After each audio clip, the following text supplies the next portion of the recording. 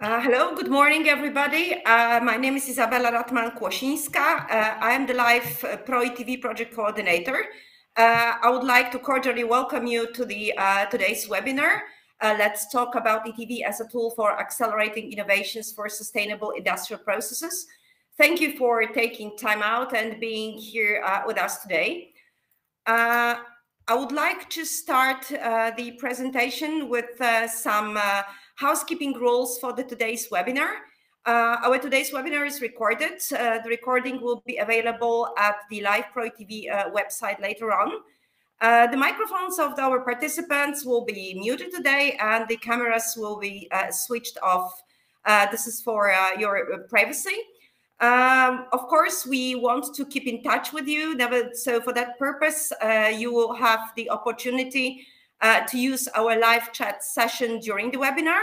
So if you have a question or a comment that you would like to be addressed, please use the chat box that is on the right down corner on your screen. Of course, you must maximize the screen in order to get access to this text box. For today's meeting, we have foreseen two question and answer sessions. That will happen after the first part. We'll be presenting the practical aspects of bringing innovations into the large-scale industrial processes. And at the end of the meeting, of course, we are aware that there are some time constraints and limitations, so we do not want your questions to be ignored. If it happens that your questions will be not addressed during the meeting, we promise to give you the answers, and that will be all published on our Live Pro ETV website after the meeting. We would like you to stay until the end with our event, because we will be running with you a short survey, and your voice, your say is really valuable to us. Of course, the results will be presented at the end of the meeting. As for the presentations, you do not need to take notes. Those presentations, upon the consent of the speakers, will be also available on our website, and you will be notified about that fact. Since this is a policy workshop, we will be drafting, based on your comments, some policy briefs. We also want you to be an active participant of that process. So we'll be asking you after the meeting to provide some contributions and commenting on that document as well. So having said that, let me briefly introduce what are we here today aiming at. First of all, we would like to raise your awareness about the ETV scheme and its features. And we would like also to discuss with you how the scheme could add a value to the Industrial Emission Directive, which is under revision right now, and also the flagship initiatives of the Zero Pollution Action Plan, so the overarching policy that is also being implemented right now. We would also want to focus a little bit on the national and regional environment and climate-related policies and how ETV might fit there as well. And based on the discussions that we'll have with you today, try to identify what are the implications for the EU ETV scheme and the EU ETV program that might result from this building this link between ETV and as a policy support tool for the Industrial Emissions Directive and for the Zero Pollution Action Plan. Let me just very quickly go with you through the agenda and introduce the today's speakers. I will start with myself.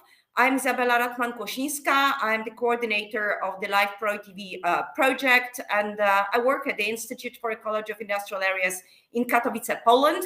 I've spent over 15 years working on ETV scheme, developing and implementing it at the national and the EU level. With my primary area of expertise here on the standardization on the process, its promotion and implementation. So today with the agenda, we'll be looking in particular at the following. The first part, as you can see in the agenda, will be dedicated to the endeavors of developing and implementation of innovations for large-scale industrial applications and sectors covered by the Industrial Emission Directive. And we will do that from the three-angle perspective. an organization enabling and facilitating the innovation process, an innovation provider, and an innovation user. And for that, we have three excellent speakers with us today. First of them will be Blanca Chocarro from Ait Manufacturing. Blanca is project manager on circular economy and water scarcity in Ait Manufacturing. For those of you who do not know what is Ait Manufacturing, it is one of the newest 8 innovation communities belonging to the European Institute of Innovation and Technology. So these are the communities that are public-private partnerships, partially funded by the European Union, and the partners. And of course, the partners here are very often large enterprises and research organizations. Ait Manufacturing is also part of the ETV Secretariat.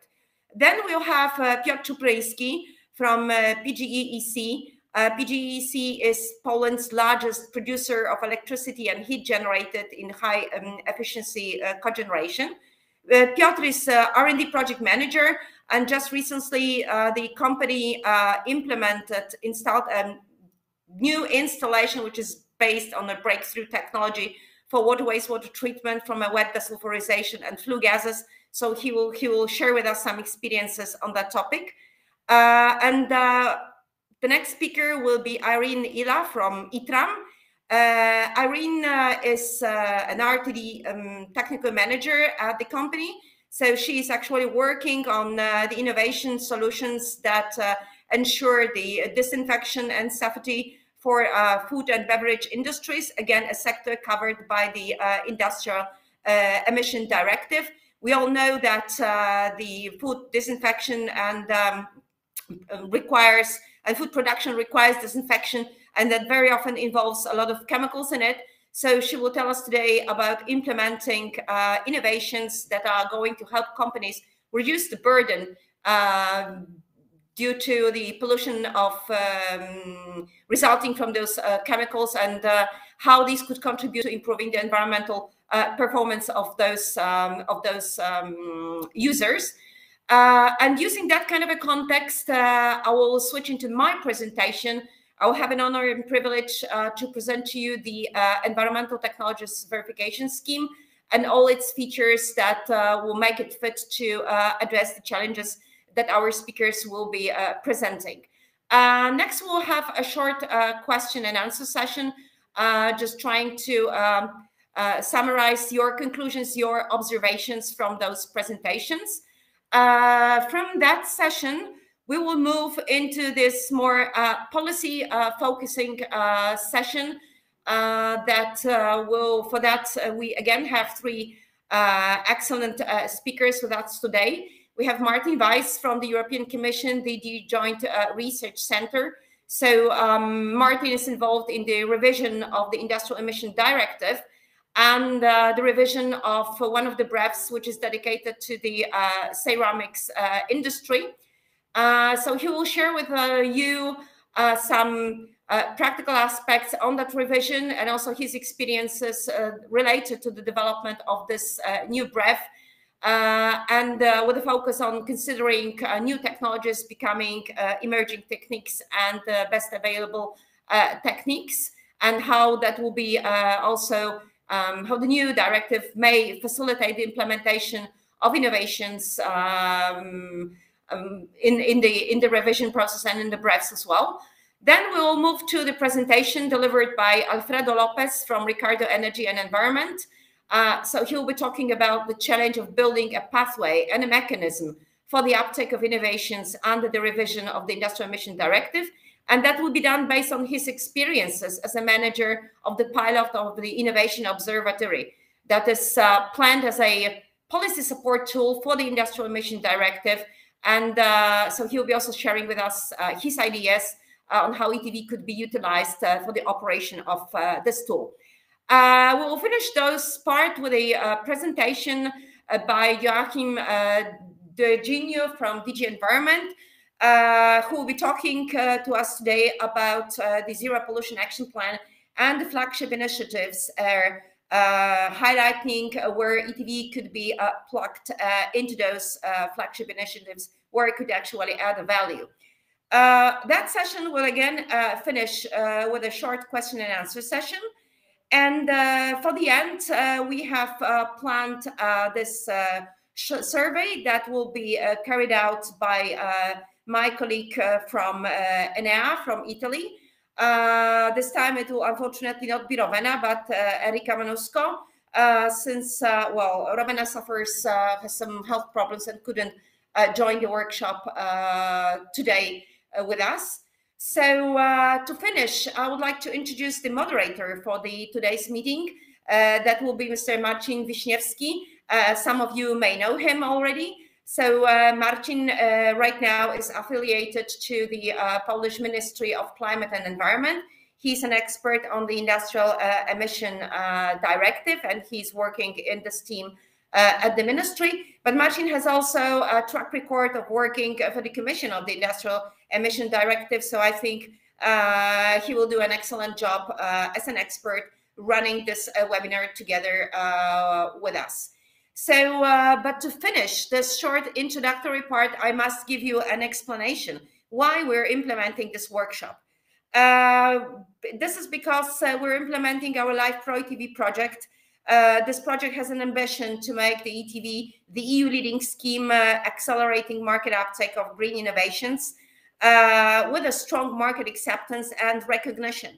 So we're planning under Live Pro ETV a series of promoting activities, stakeholder engagement, building this favorable enabling policy environment for ETV, which is currently kind of a missing, as well as trying to develop capacities to ensure that this scheme is being used both by technology providers and technology users.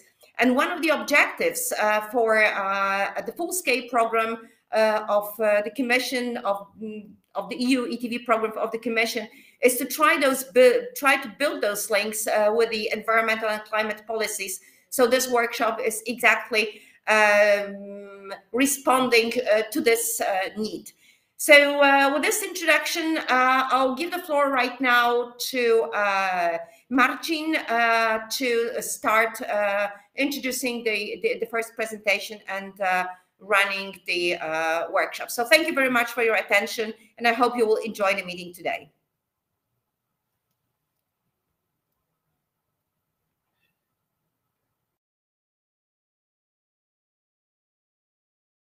Yeah, good morning to everyone. Thank you, Isabella, for this very good introduction. So for the sake of time, we will immediately kick off with the first speaker, first very interesting presentation from Ms. Blanka Hokaro from Ait Manufacturing. As Isabella already introduced this association, they work hard to provide innovative technologies for European manufacturer. So Blanka, without further delay, floor is yours. Thank you, Marcin. Thank you, Isabella, too, for the presentation. So yeah, I'm Blanka, and today what I would like is to present a bit further. You have introduced what is Ait Manufacturing and how we are supporting innovations for the green transition of large industries. So we are a young organization from the European Institute of Innovation and Technology, and our vision is that global manufacturing innovation is led by Europe. And for that, we bring together manufacturing actors across Europe to integrate innovation and education for an entrepreneurial and sustainable Europe. We have a very unique approach. It's based on the industry needs, and we are a public and private partnership with currently over 65 members from large industries, but also SMEs, startups, universities, and research organizations. And our current budget until 2026 is of 400 million. We have 5 offices, co-location centers around Europe, and each of them covers different regions, and our headquarters are based in Paris. Here is an overview of the members that we have in our community. And from industries, as you can see, half of them are large industries like Whirlpool, ArcelorMittal, Volvo, Volkswagen, Siemens, but also are important universities and research and technology organizations. What we have defined is to provide this support to innovation in manufacturing is 4 focus areas that are the most crucial ones for this transition. And one of them is what we define as our flagships. We have flexible production systems, digital and collaborative solutions, human-machine co-working. But the one I will be focusing today the most is this low environmental footprint systems and circular economy for green manufacturing. And what we do is we work with a triangle of knowledge that we call. So we support first education. We have PhD and master programs, but also we have courses and support activities for upskilling and reskilling professionals. Then we support these innovative projects so that really those innovations, those technologies that work on our focus areas gets the support enough to access the market. And then business creation, so the start of new startups, SMEs, but also scale-ups for these technologies that they get access to market. What we have identified is what is the biggest problem for this green transition of these innovations, these technologies to access the market. And first of all, it's a problem of investment. There are high investment risk that the success for these technologies. So usually when we are above a TRL, a technology readiness level of 6, there is the value of that they don't receive support funding to get to this market access. So this is where we step in and we provide this funding for these technologies. Also, it's very important that these technologies get validated and there is a demonstration, and for that usually requires the collaboration of different industries and partners, and not only a regional level, but usually also across borders. So here we are very important. Here is where I stop seeing my slides. I don't know if the audience as well. And here it's very important that when we talk about our innovation projects, what we promote is a consortium. So it's not only a large industry working alone, it's this large industry together also with other ones, with the startups, SMEs, or universities, that they work for this innovation, this technology across countries, because we are a pan-European organization and they work together. And also we can identify more technological challenges, like, for example, the substitution of raw materials for use or recycle or renewable materials, the transition for a renewable source of energy. And this is very important to do so while also reducing the energy usage. So if we want this green transition, currently we will need a lot more infrastructure to provide, for example, the electricity, but we also need to reduce this consumption. Very important, industrialization 4.0, how we will digitalize our manufacturing processes and facilities for a sustainable operations. The regulatory barriers that the industries are facing for this transformation of production processes, and to implement also circular economy business models. So usually these circular business models to reduce waste and to ensure optimal use of resources. So at the end and at the beginning of the currently linear model, requires investment, sometimes challenges to make it sustainable, and the implementation of IoT sensors and artificial intelligence to monitor and maintain this efficient energy consumption. This will be part from Industry 4.0. If we focus on our innovation pillar, as I said, what we do is to decrease the risk of these projects. We promote the market introduction of these green production and processes, and we foster the engagement with the right partners. So it's a consortium that is working together. I will not enter into detail here. It's only like some of the projects that we are currently working on in the flagship of low environmental footprint systems. And as you can see, it's not only digital solutions, but also working on processes and technologies. It's a large list. So talking about the technology enabled, so we have a lot of projects, and what the projects work on to support this green transition. A lot are working on Industry 4.0, for example, artificial intelligence to help monitor current emissions and forecast future emissions, and also to identify opportunities to reduce the emissions across the value chains, augmented reality, digital twins to predict product life and to improve design, so reduce waste by design, for example, Internet of Things to better monitor emissions while also enable optimal energy consumption. In the blockchain, also technologies that we are supporting to help measure emissions at every stage of product life cycle, as well as monitor emissions along the value chains, or automatically digital visual systems for quality control.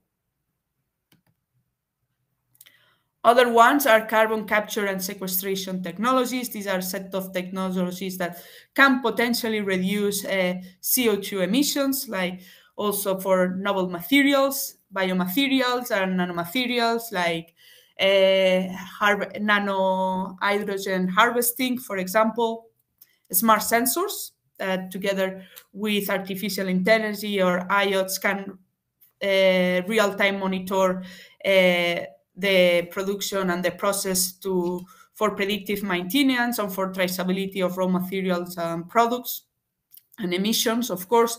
Test beds, this is a bit from also the education pillar. This is to more mirror real-life manufacturing sites to bring the challenges or processes from digitalization to life and make process tangible and accessible. And additive manufacturing, so reduce by design, these three-dimensional objects that we use only the materials that will have the product. As I said, we are a young organization, so in 2020, we supported 25 projects, mostly from education. And last year, the number of projects for green manufacturing doubled. Over half of them are still from innovation, but also a lot of efforts on education and also business creation for that, for less emissions, less resources, also less defects, to provide high value and more quality on our processes and products. Isabel already mentioned that, but Ait Manufacturing is part of the ETV Secretariat. And last year, for example, we have together with the Cross-Kick on the circular economy, a call to support technologies to get verified through the ETV. And with this, I will finalize my presentation. I will give the floor again to Marcin, and thank you all. Thank you very much, Blanca. It was a really, really interesting presentation. It was good to hear about your business model, how you try to connect big industry with startups. Also, it's very interesting your technical enablers, your initiative that you developing or already developed. We will certainly come back to you with some interesting questions in a few minutes. But first, we will have another speaker, Mr. Piotr Cuprinsky from PGE Energia Ciepła from Poland. So he will describe to you example, in fact, which could be told a success story, because here we will see how already existing legislation, existing BETs already pushed operator towards developing of innovative technologies. So Piotr, floor is yours. Okay, good morning, everybody. Thank you, Marcin, for very good introduction of my activity. So, as it was mentioned before, I'm representing PG Energia Ciepła, PGC, PG Energia Ciepła. We are the largest heat and electricity producer in Poland. I will try to show you just a few facts about our company. So if we look at the map of the Poland, our group covers almost all our country. So we are in the highest, in many Polish cities. So as I mentioned, we are the largest producer of electricity and heat with high efficiency cogeneration process. So it's a context where we developed our technology. Every day I'm working in R&D department. We are focusing on new technologies for the future developments of our company, but also to solve existing problems, also related to new regulations which we have in our company. Our strategy is under development, so we are during implementation, huge transition of our energy sector in Poland. So we are switching to green energy in general. So we have target up to 2050 at this moment. So our main strategic priorities is clean energy, modern energy services, and to be efficient and effective organization. So in general, we are at this moment at the first step of transition, energy transition. So we are building gas-based units, CCGT units in many of our power plants. So it's under the development at this moment. So as I mentioned, I'm working in R&D department, and about I would like to say a few words about technology which we have developed, and at this moment this technology is implemented in our company. The technology is called, it's our acronym, INAPS. It's acronym from innovative byproducts from energy sector. Our technology is based at this moment on the coal-fired power plants, and is dedicated for FGD, flue gas desulfurization. And the story of the development of the technology was that it was around 2013 when first regulations were developed in European Commission. There was first draft of brief, first draft of conclusions, and it was first time when in IED regulation we had regulation related to wastewater from flue gas desulfurization units. So we looked at this, and we tried to look for different solutions to solve future problems related to comply with future regulations. And we looked for, of course, possibility of changing the environmental problems also to business opportunity, new technology, new products. We have regulation related to environmental pollution, but our tradition was also that we are looking for new business opportunities, and we looked on the technologies which are available on the market, and we selected, just to solve the problem, ion exchange resins system for reduction of heavy metals and other elements. And we also concentrated on the possibility to recover some interesting elements which we have identified during implementation of our research activities. We were able to get some co-financing from Polish National Center of Research and Development and from the National Fund of Environmental Protection, and we started to test our ideas, our project, our technology. So next slide. Yes, of course, the crucial point was to build a consortium. We as a PGE Energia Ciepła were leader. We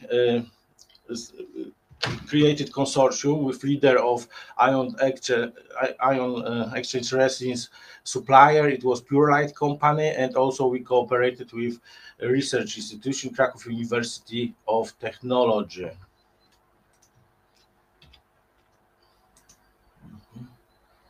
So the technology, just to conclude, we had about 5 years long research program. We started from laboratory tests, from different testing of different ion exchange resins. Next step was to carry out tests in pilot installation, just near to the real conditions of our installations.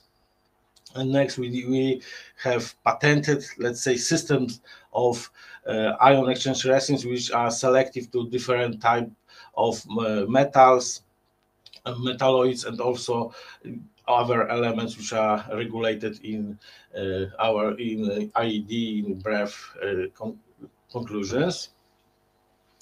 So the technology ensures us to remove these metals, but also we focus on possibility to recover of different elements and to produce something like byproducts from our technology. We think we identified here boron as a potential products and also polymetallic concentrate, which can be used in other industrial sectors.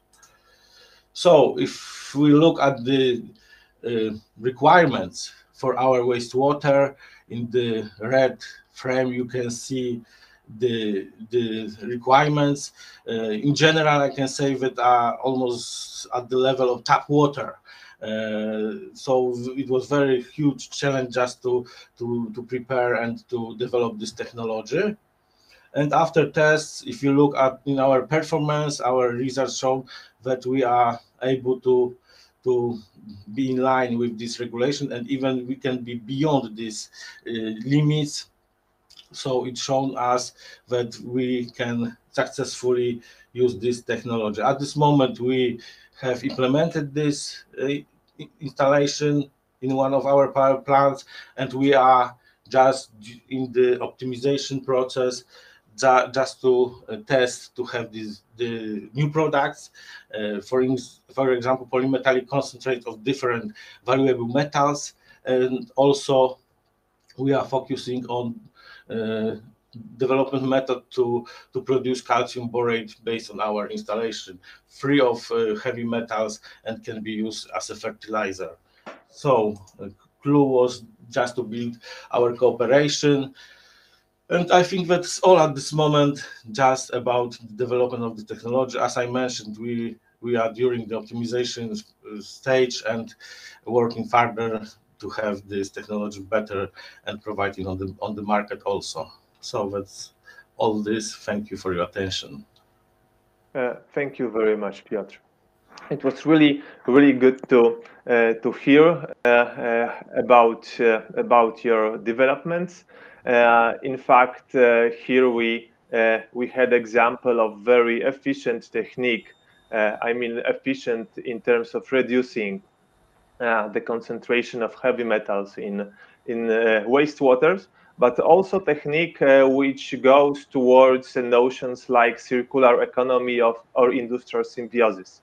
So basically something what fits, in my opinion, very well in what we want to achieve via example, the revision of the Industrial Emission Directive. So thanks once again. And now we will have another speaker. I see Irena is already there. Irena representing technique provider specialized in food industry, in hygiene. So Irena, floor is yours. Hi, good morning to everyone. I'm Irene. First of all, thanks for the invitation in this webinar. I work in Ait, which now is acquired by Christie's, which is a Belgium group. And here today, I will talk about the challenge of providing innovative technologies and products with applications in IED installations from a provider technology perspective. So first of all, let me see if it's okay. Who we are? Well, we are a company and we are a hygiene experts for the food industry. So we help to make sure food is safe to eat. But we also have different divisions. In Christians, we also have the division of professional textile care. We also have the division of professional cleaning, medical care, and life science. But I will just focus today in the food processing and retail. So the thing is that in ITRAM, the R&D is the foundation. It's our DNA. So we are a highly specialized company, and we are committed to research and innovation in all of our products. That's the secret to succeed. So what's the challenge? Well, our challenge is to make the business grow through innovation. So we started when we were just ITRAM, we were just between 13, 14 people working there. So we were a tiny company, and we want to expand, we want to grow, we want to be different and to reach these customers and big customers. So how we can do it? So here is when we start to think about the innovation. Because we have seen that with the conventional chemistry, with the conventional technology, we cannot go into these customers. We cannot win these new customers because everybody have this conventional chemistry. I mean, all of our competitors have more or less the same product. So we have to innovate to really open these doors and get into these customers. And the thing was very nice because I will talk about it later, but we succeed. I mean, we innovate in a very good products, and we gain some customers. But we gain customers like Coca-Cola, like Danone, like Nestle. So from a tiny company, we reach really big companies just with very good innovative products. So first of all, to innovate, which are the steps which we have to follow? Well, the first one, we have to know the market needs and trends.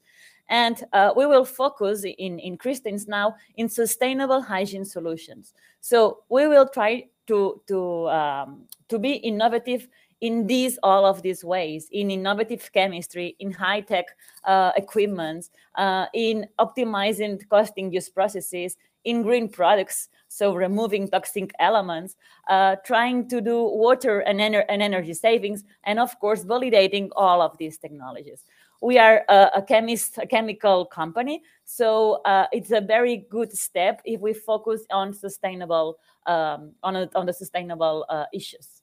And why? Because this is what the customers ask. I mean, the customers ask respect for the planet. And this is not just a fairy tale. This must be real. A cleaner world is possible. So what we have done is try to study all the process evaluation of our company and try to improve in all of these steps. So first of all, we started with the R&D. We started with the formulation of our products to make these products more sustainable and more green. Then, of course, another good point where we can improve is the production. In the production, we can do or we can gain a lot of savings in water, saving in energy. But I would make emphasis that the innovation has to be also in the other departments. We also can innovate in the end product, in the packaging, in the customer, the ways of selling. So the innovative things has to be in the whole company. So we try to move forward together. And when I say together, is together with the customer needs. Then it's also important to have very clear the company policies. I mean, it's very, very important the mentality of the CEO, the managers, and all the employees of the company. If there is an innovative mindset, we will succeed. If not, we will not move on. So we don't have to think just in innovation through product technology. We also have to think in innovation in sales, in administration, in marketing. So the whole company must participate in these innovative products. And also, we have to think about which kind of innovation we want to apply in our company, because we have the closed innovation, we have the open innovation.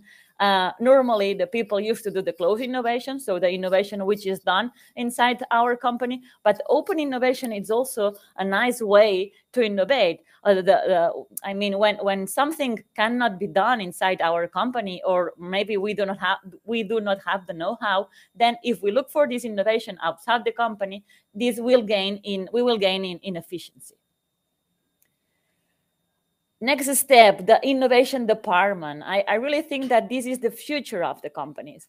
Nowadays, in many companies and also in big companies, they have an R&D department, but they do not have an innovation department. Normally, the innovation department, it's inside the R&D department, but it's always like there, a little part of it. So it's really, I really think that it's important to create an innovation department which have a really innovation strategy. I mean, which is very focused on where we want to innovate, how we will innovate. We will do it alone. We will do it with open innovation, with closed innovation. We will collaborate with this association, this university. So it's very important to define the innovation strategy of the company.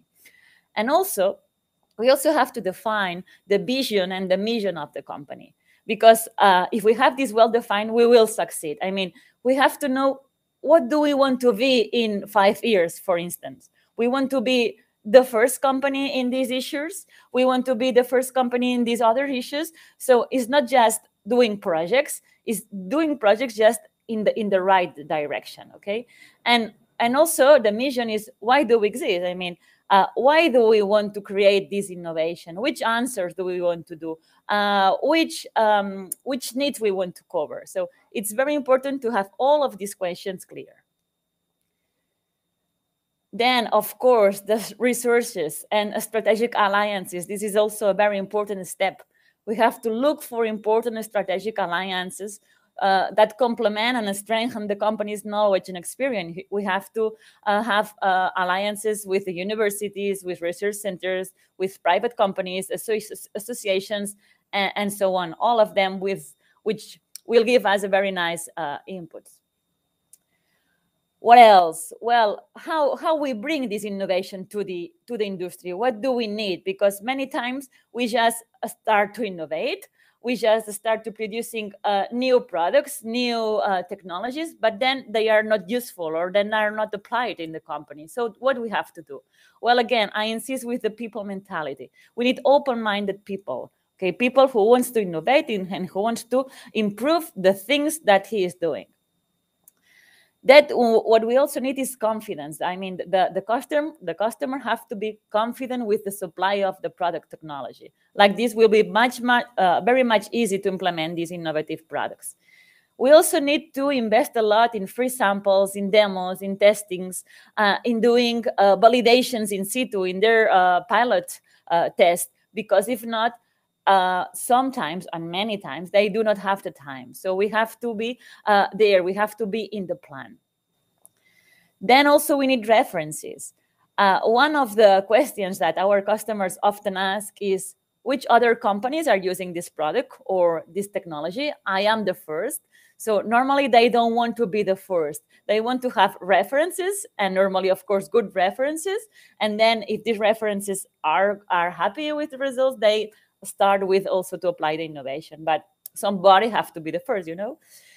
Then another thing is that many times the quality departments of the food industries, they do not have sufficient weight or time to engage the introduction of innovation. I mean, they are involved in many different things, in different stuff, and they don't want to be more or have more charge of other kind of work. So many times we have to deal with the CEO of the companies to try to really implant this innovation. Then we also need a lot of documentation. The documentation, it's never enough. They always want more case studies. They also want demonstrated effectiveness, which benefits they have. So they ask much more documentation, than they ask for the standard or the conventional products. And what's very, very important is the validation issues. They want the validation by the external entities, by research centers, by certifications, or by other entities like ETV, which is many, many times quite costly for the companies. So, and this is the other step. This is the innovation validation, and this is a must.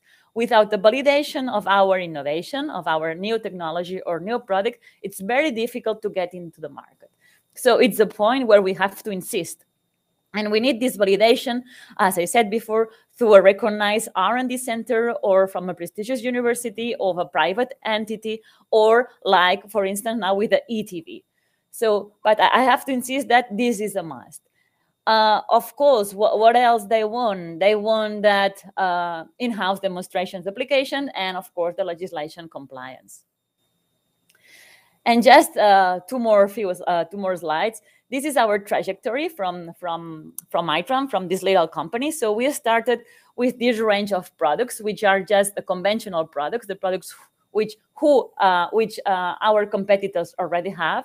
So we want to be different, we want to innovate, and is when we launch this another range of products, the products which were very innovative in the wall of removing biofilms in the food industry, in the wall of allergen remove in the food industry. So we launched these lines of products, and what happened? Well, what's happening is that the trajectory of the company was very, very good. So what we find is that the innovation is the key to success. So in 2012, we started here to be committed with the R&D and innovation, and is when we started to really grow, to get new customers, and to win important partners. And not just in our country, not just in Spain, we were gaining customers around the world, because the needs of the food companies are more or less the same in all countries of the world. So we get many customers in China, in Portugal, in Iceland, in France. So that really means that if you launch the good innovation products in the market, probably your company is going to grow a lot. But the thing is that innovation is not so easy. So what are the barriers to bring innovation to the market? I think that, again, the first barrier is the mentality of the people. We need open-minded people, because if not, they always say, it has been always like this. Why to change it? I have a lot of work. I don't want to live in no things. So the people mentality and the CEO mentality, it's very important. And also, the validation, like I said before. So I insist, I make emphasis that the validation here is a must. I mean, we have to validate the technology to really be success, to bring this technology to the market. Of course, we have another barriers, the ones that I talk about. I mean, we need to have the whole documentation. If we can have references, it's going to be good. We have to have time to go there and do validations in situ. But the most important ones are the people mentality and the validation of this innovation. And thank you so much. Until here, this is my presentation. Thank you. Thank you very much, Irene. It was good to listen to you. I must say it must be great to work for the company so devoted to research and development, aiming at innovation, and in fact taking benefits from it, as we can see from your slides. So thank you very much. We'll come back to you certainly in a few minutes. But first, we have the last presentation in this first session. And the last presentation will be given to you by Ms. Isabella. So, Isabella, floor is yours. Please tell us more about ETV. What is it and how we can benefit from using it? Thank you very much, Marcin, for giving me the floor. I was listening carefully to the presentations of our previous speakers, and I was just noting down some keywords that were kind of a buzzword for me here. So definitely some of the words that are associated with bringing innovations for large industries are definitely the issue of risk and de-risking investments that was highlighted by Blanca. Then we have heard from Piotr the issue of the above average performance, which was quite interesting to me to say as a kind of a distinctive feature for innovation that needs to be promoted and that needs to be considered, but also poses a challenge with something that Irene was just addressing, the innovation validation aspect and the growing expectations concerning the environmental performance of technologies of the clients. So with my presentations, I will try to show somehow how ETV fits into this whole environment and what kind of benefits this tool may provide both to technology providers and technology users. So I'm quite sure that not many people know what the scheme is about, so let me immediately start with the presentation. So ETV is a voluntary environmental scheme which is implemented with an objective to promote green innovations. And this is it's doing it by providing both the technology developers, the manufacturers, the users, the investors with an access to third-party validation of the performance of innovative environmental technologies. So the aim of doing that is, on one hand, to help the manufacturers to prove that what they are claiming about the performance of their innovations, of their market offer, is true and based on sound scientific results, and in this way build the trust in their innovations. On the other hand, ETV is to help technology users to make their choices on the more environmentally friendly alternatives that they could use to address their environmental problems. And in this way also ETV facilitates what we're discussing today, the implementation of the EU and member states policies and regulations for both for environment and for innovation. Since ETV is a kind of a marketing tool, the purpose, the impact, expected impact from the scheme is to accelerate, increase the acceleration and the acceptance and the diffusion of green innovations.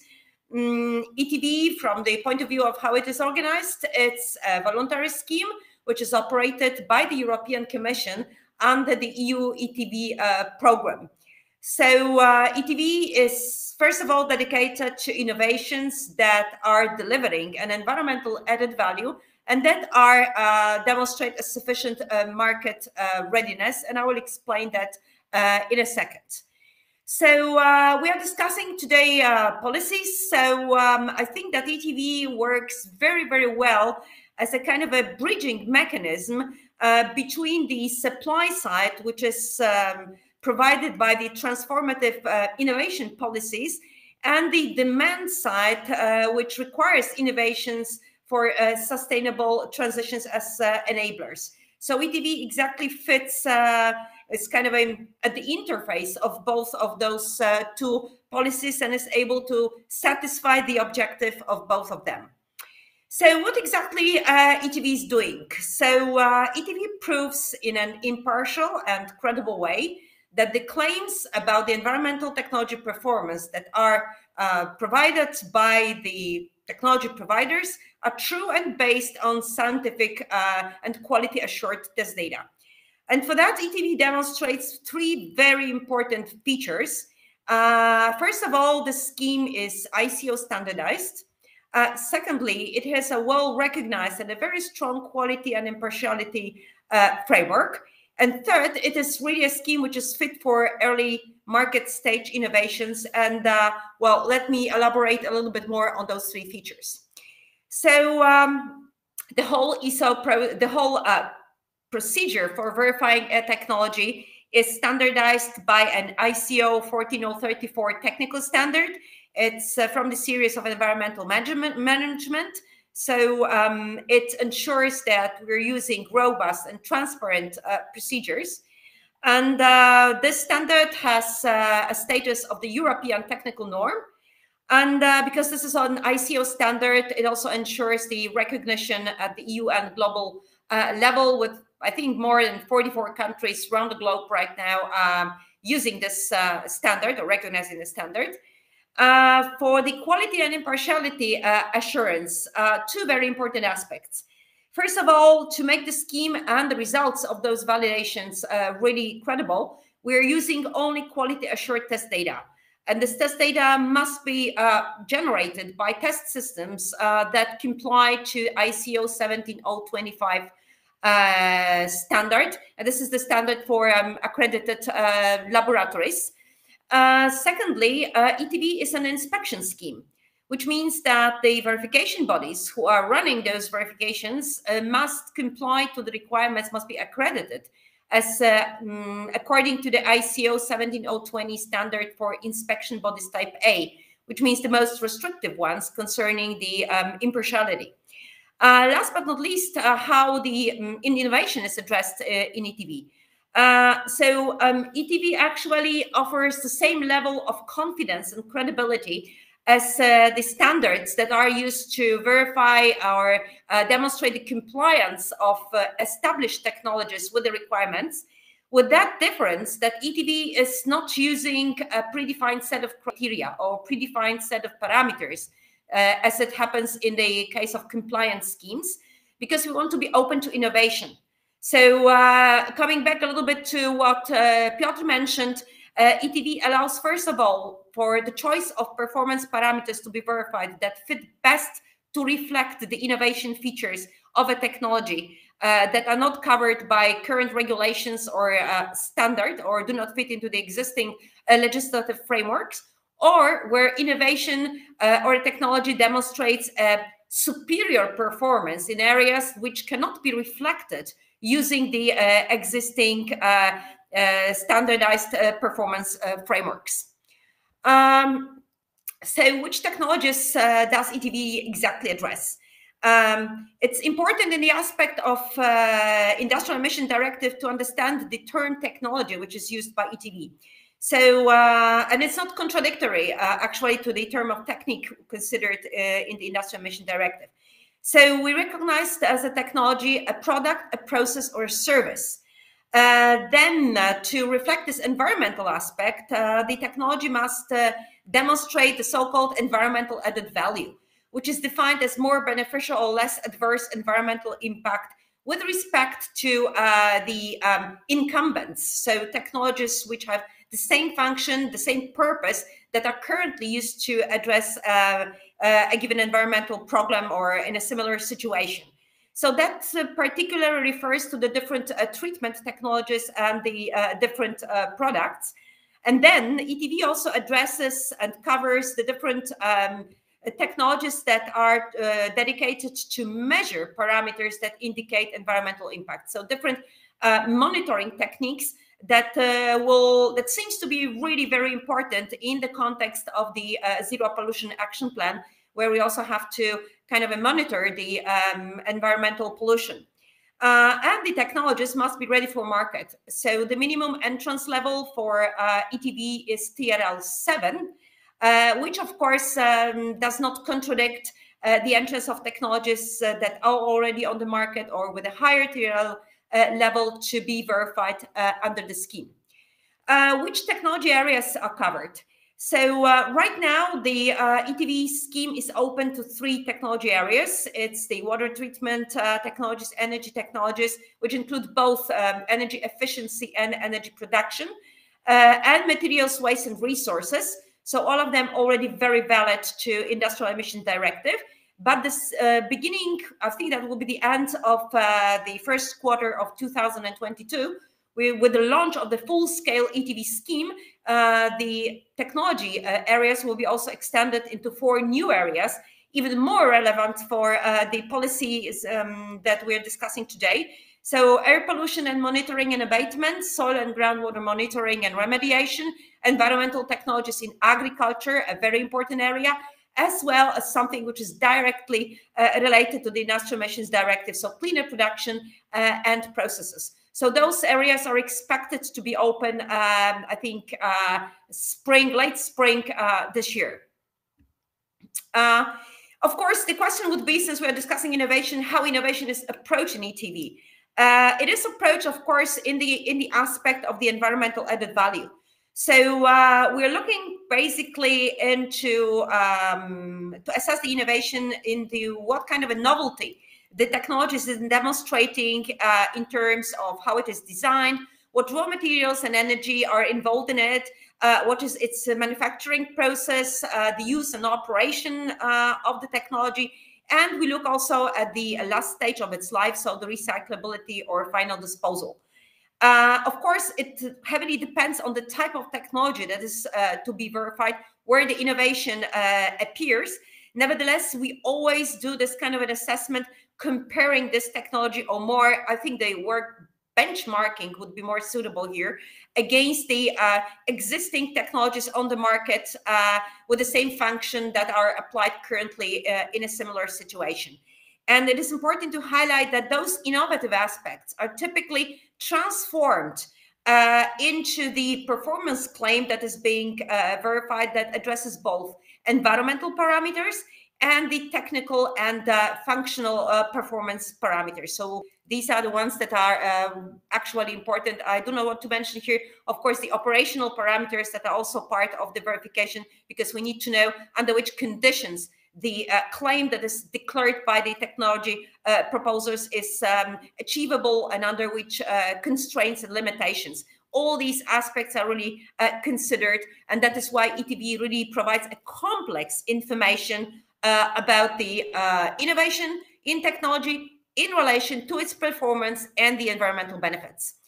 ETV is a 6-step process. I do not want to go right now very deeply into the individual stages. I just want to highlight the 2 most important ones, which is the application phase, of course, where we are assessing the eligibility of a technology to be verified. And here we exactly assess the environmental added value. We analyze the environmental aspects of the technology and how they transform into the performance parameters.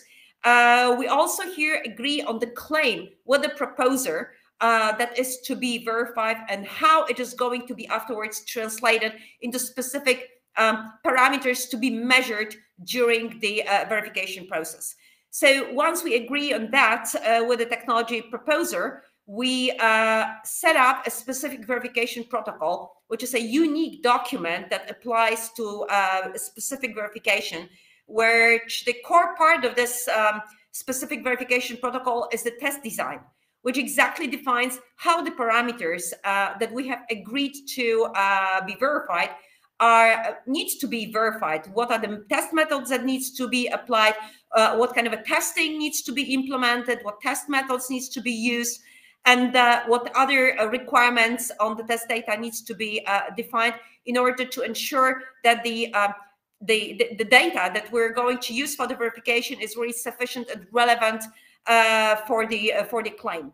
So, of course, it very often happens that technology providers have a set of data, because it's hard to believe that somebody is developing a technology without having any kind of a set of data to back up the claim. But then we take the set of data and we are assessing it against the requirements that we have jointly agreed with the proposer in a specific verification protocol.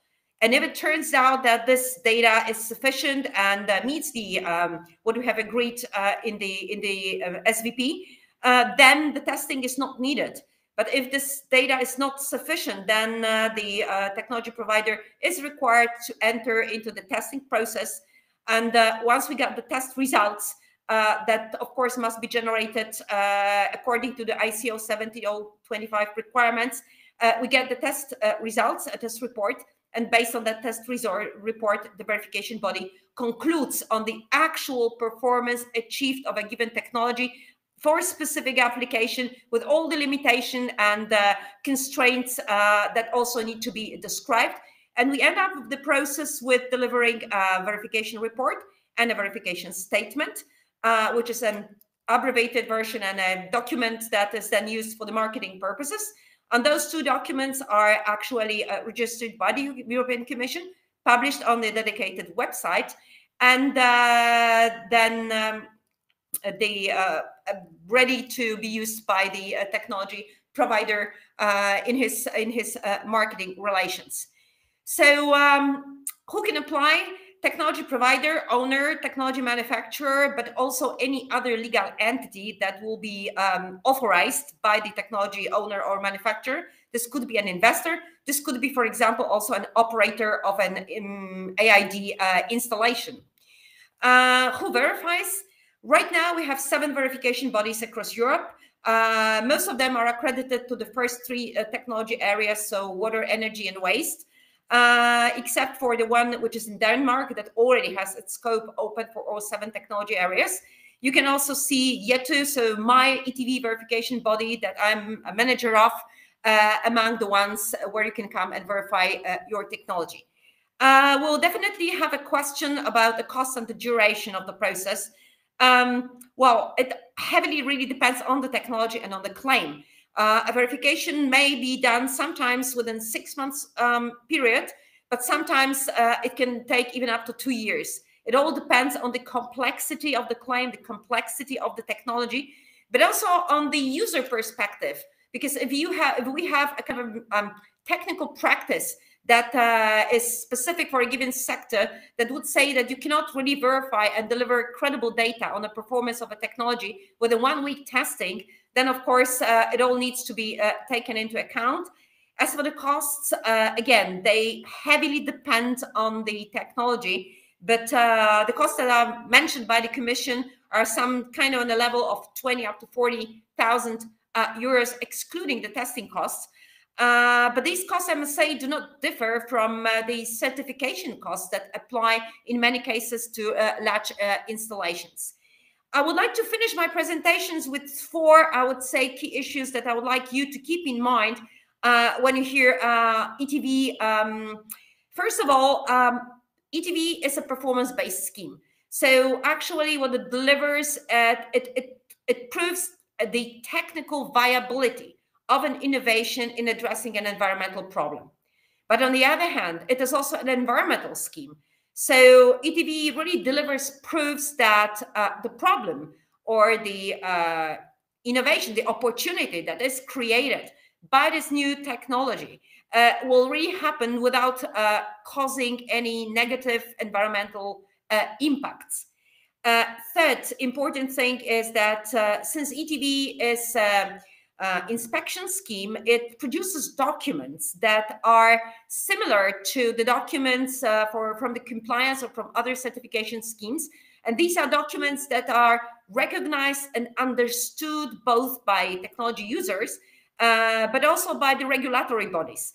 And I also want to highlight that when you look at the statements of verification, they really meet all the requirements of statements or certifications issued by an independent third-party certifier compliant or in accordance with the regulation of the European Parliament 765 from 2008 on the requirements for the accreditation and market surveillance relating to marketing of new products. So this is really important. And fourth, ETV is really on demonstrating the benefits for the environment that result from the innovation. So here I will stop my presentation. Well, if you have any questions on the scheme, I'm most happy to answer them, especially that this is the time for our short question and answer session. So thank you very much for your attention. Yeah.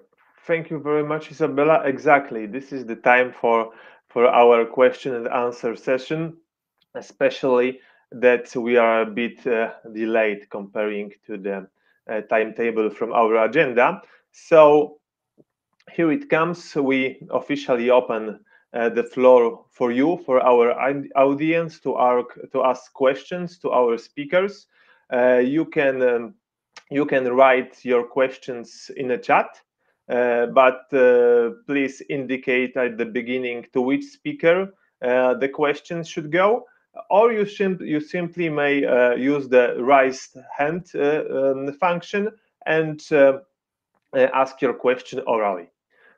So now it's time for you to ask our expert about details regarding their presentation. But in the meantime, I would like to come back to our first speaker, first expert. Blanka, are you with us?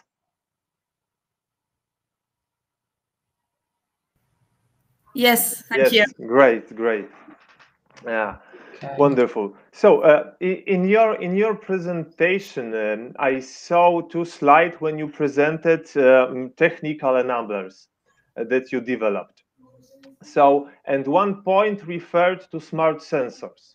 So as the solution, as a tool to get a real-time data from the monitoring.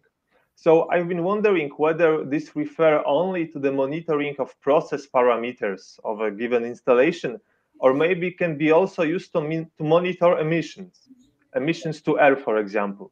Because exactly this is what we try to also develop in the EU, to get access on the larger scale than currently to the real-time data from the monitoring and to make them available online, for example, for citizens, so they can look what is currently emitted from the stacks they can see from the window.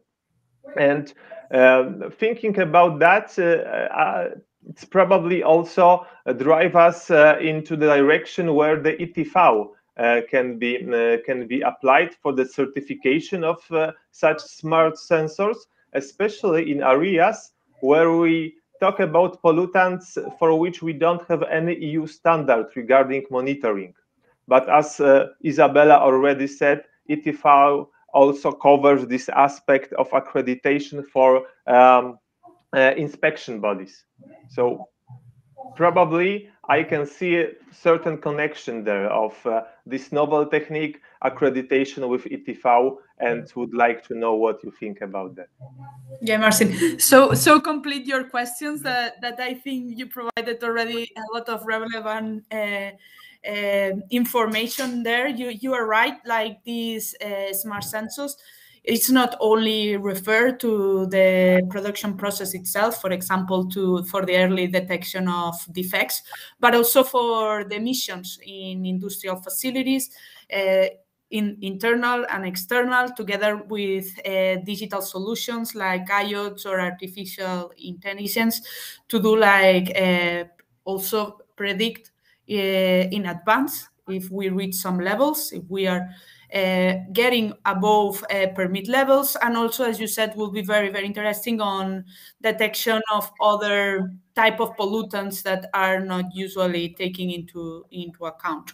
Currently, we have actually, I can recall one project that we have for the detections and at the same time removal of pollutants in industrial facilities. Yeah, great. Thank you for this clarification, Blanca. Unfortunately, we don't have more time to spare or further questions. We'll see how the discussion will follow. If there will be some available time, I will come back to you with additional questions. Thank you for your time. Thank you for provided answers. Yes? Marcin, just very quickly, I think there is one question that I would really want to answer right now, and I will do it very, very quickly. There is a question in the chat coming on the costs. I will just the cost of the testing. The cost of the testing goes to the company, so the technology provider, basically. Of course, there are different funding schemes available to do that, and I can give you more information on that as well. And the testing, well, it depends on the technology. Sometimes the testing is carried out on site if this is an installation that is already, or a technology is really implemented at a demo scale, for example, at one place.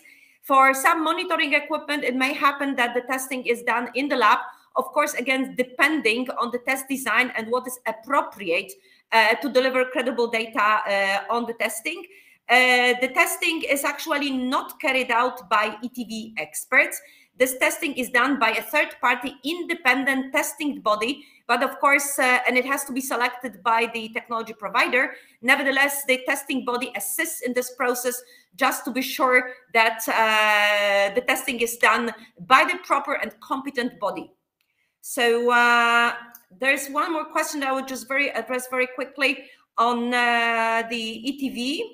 I would say that the question is that the ETV protocol doesn't include the final customer consideration. If validation parameters definitions are flexible, how the customer will compare from product to product.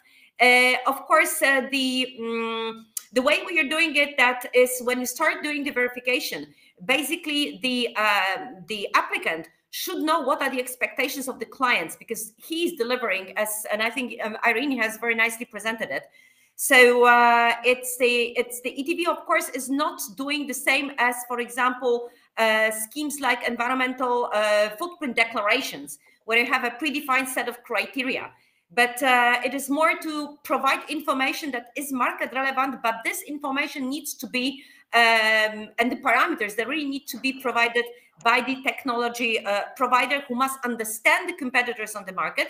But of course, they are very often complemented with some environmental aspects and considerations mentioned also by the verification body as relevant for the verification to reflect in full the environmental aspects of the technology. For the rest of the questions, I'll be happy to address later or at the end of the meeting.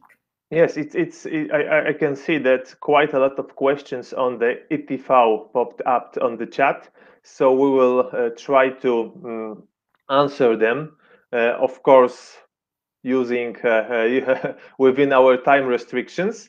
If some questions won't be answered now during this webinar, as I think Isabella already mentioned at the very beginning, we'll try to address them directly in writing in a form of the email or some document published on the website of the project.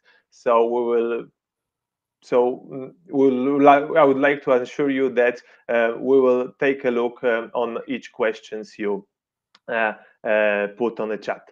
But yeah, to use the time of our speakers efficiently, now I would like to move to our second guest, Mr. Piotr Cuprinsky, and yeah, I have also questions regarding his presentation. Piotr, are you with us? I'm joining. Yeah. Yes, great. So yeah. Excellent. Basically, my questions refer to the basic idea of this technology. What happened in your company that someone decided that we should go beyond the BAT? We should do something more advanced, more beneficial, also in terms of the environmental protection. And yeah, how do you think this ETV scheme may help you to promote this technique? Yes, I was trying to answer to the question why we go beyond, because when we look at the potential technologies, we had two options. First option was to be in line with present planned at this moment. At that moment, when there was planned new BAT, new brief conclusions and so on. And second option was to look for business opportunities to have products. So we selected ion exchange technology, which allowed to have these two options for us. And also we looked in the future because we know that the regulation are evaluating and the restrictions are much more higher and higher. So as I know, we have a new period, just new regulations, and regarding the FGD, flue gas desulfurization wastewater, probably there will be much more higher restrictions. So we are ready probably for the new period of new regulations. So we selected technology which is much more sophisticated than other technologies, like let's say in general precipitation or membrane technologies, which doesn't have this opportunity to have circular economy approach in general. Yes. So we selected very sophisticated technology. We looked in the future to be ready also for in next years for new regulation, because development of this technology took us about 8 years. Yes, just after first starting from idea just to implementation, we started 2013 with ideas. We knew at this moment what will be planned regulations, and we implemented this last year. So it took us time, and if we would like to consider new period of regulations, so we'll also need to look for at this moment for new technology. So it was, let's say, our way of thinking. I think I was clear. So yes, thanks a lot, Piotr. So I see that actually you are ready for the next BAT for large combustion plants, even the emerging techniques, at least as regards the wastewater parameters.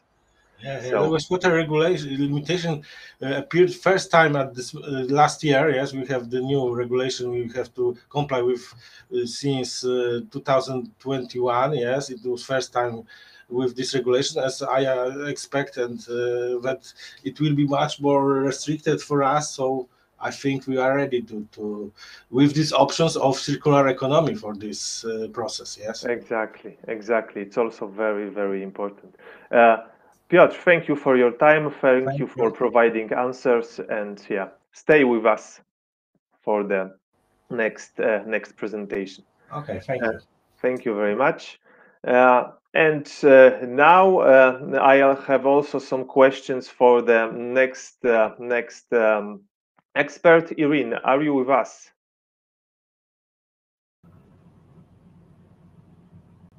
Excellent. Thank you. Great. Yeah.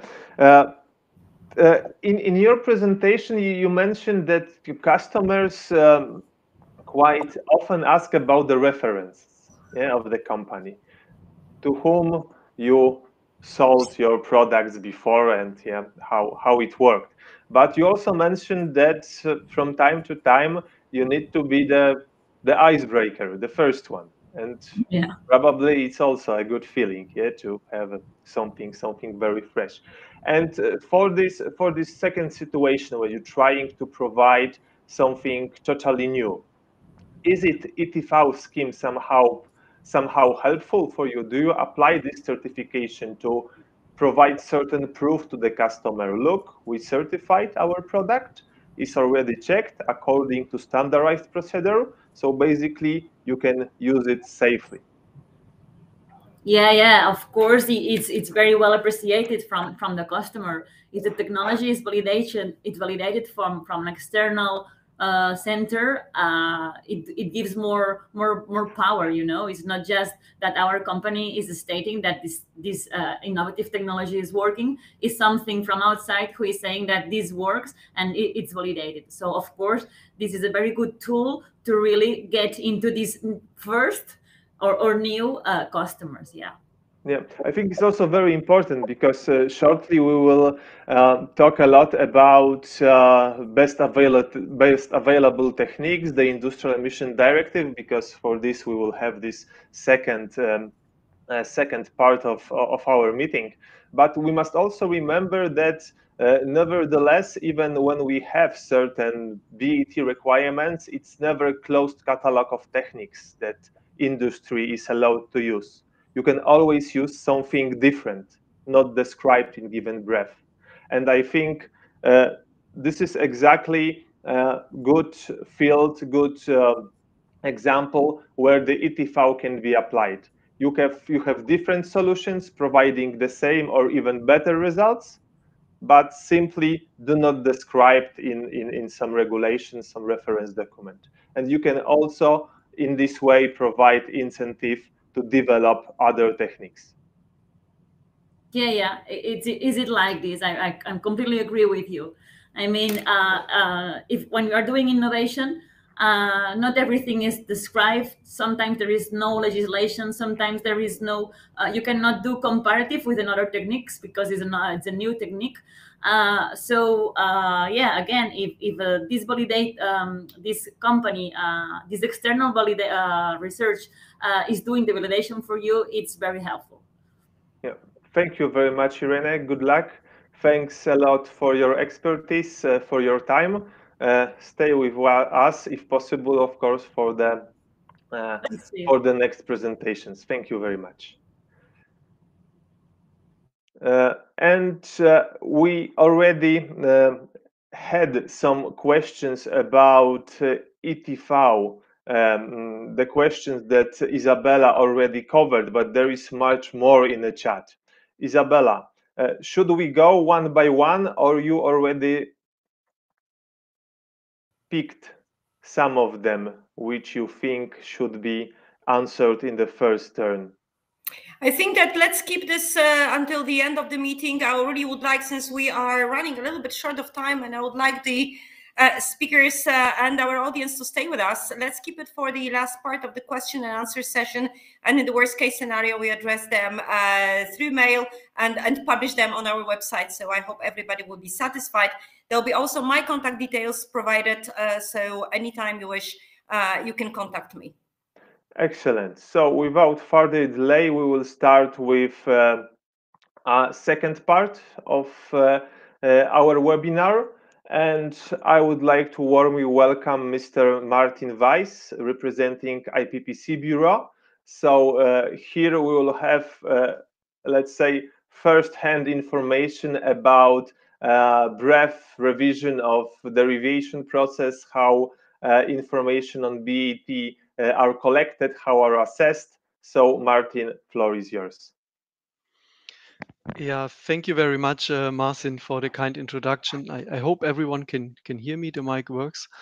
Yeah, my name is Martin Weiss. I'm working at the European Commission at the Joint Research Center in the European Integrated Pollution Prevention and Control Bureau. And what we do, I will say in a moment, but the presentation in the next 10 minutes is about the Industrial Emission Directive, how it has been driving innovation in the past, and how revisions of the IED may drive innovation in the future, and will also drive maybe a closer collaboration and cross benefits with the ETV certification scheme. So the Industrial Emission Directive in Europe aims to prevent and control the pollution from large industrial installation. Some 52,000 installation and plant across all industrial sectors are covered in the European Union. And the directive foresees as a major mechanism for innovation in information exchange between stakeholders, that is the industry, the member states, environmental NGO, to determine best available techniques, to determine the related emission levels, and to summarize and document everything in so-called BREF documents. And that's where the Bureau comes in. The Bureau steers the information exchange that leads up to the establishment of best available techniques and the related emission levels. So at the moment, we have 32 BREFs for many industrial sectors developed. And the key feature of these BREFs is a section which we call Best Available Techniques Conclusion. This section is adopted in Europe as a comitology, in a comitology procedure. It becomes implementing decision, and as such provides the reference for for competent authorities to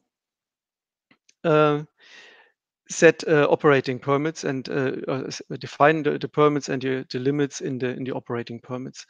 Once a BAT conclusion is published in the implementing decision, it is immediately applicable to new installation, and it becomes applicable within 4 years to existing installations. So these installations need to update their processes to align them with the requirements in the BAT conclusions. Very briefly, how are best available techniques established? We have this stakeholder process that is guided by the Bureau, and the core element is the data collection. So the technical work, let's say there is technical working groups for the specific sectors formed. The experts sit together, they identify plants that are well performing in general. A questionnaire is designed to collect information and data on relevant environmental issues, contextual information on the techniques that are used to control the pollution from the sector. The questionnaire is then sent out to the plants, data is collected, the data is analyzed, and then in expert meetings, the emission levels are identified and the related best available techniques are determined. So, and how that looks in detail is shown in the next slide. We have here one example that's from the BREF for the common wastewater and waste gas treatment in the chemical sector. we have here the total suspended solids in the wastewater. And what is typically done is that the average emissions, also the min and max values as they were collected, are plotted in ascending order of magnitude. And it's not just the emission levels, but it's also the related techniques that are used by the operators in order to control the pollution. And then an integrated discussion happens where contextual information is weighed in, the techniques are considered, the values themselves are considered, and best available techniques and the associated emission levels are identified. So in the case here, we talk about 5 to 35 milligrams per liter water. And it is exactly as Marcin already mentioned. The emission levels provide a basis for the permits, for the operating permits.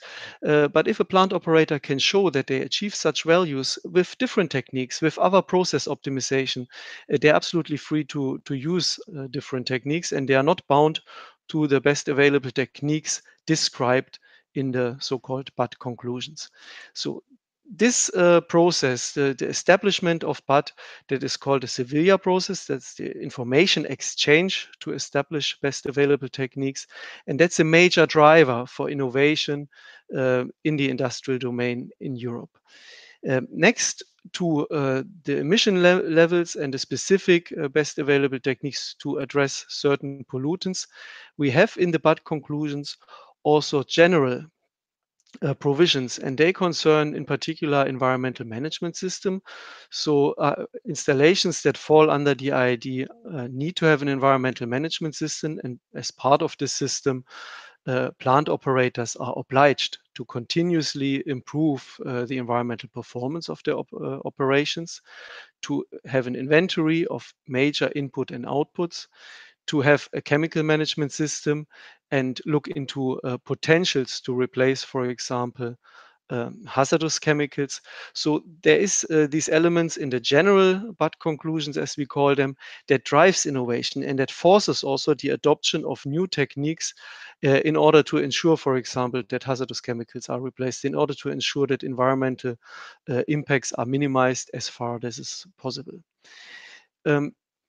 Beyond that, the current industrial emissions directive and the best available techniques, they are somewhat backward looking. Now, we have seen here in the previous diagram that we look into the performance of plants as they are currently operating. We are not forward looking into the future to anticipate and to accelerate innovation. And this is an element that will be taken on board and strengthened in the revised IID.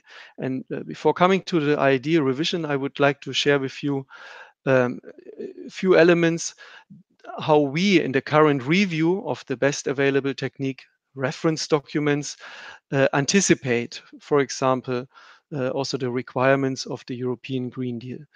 We started in 2021 the review and establishment of two BREFs, that is surface treatment of metals, STM, and large volume inorganic chemicals, LVIC.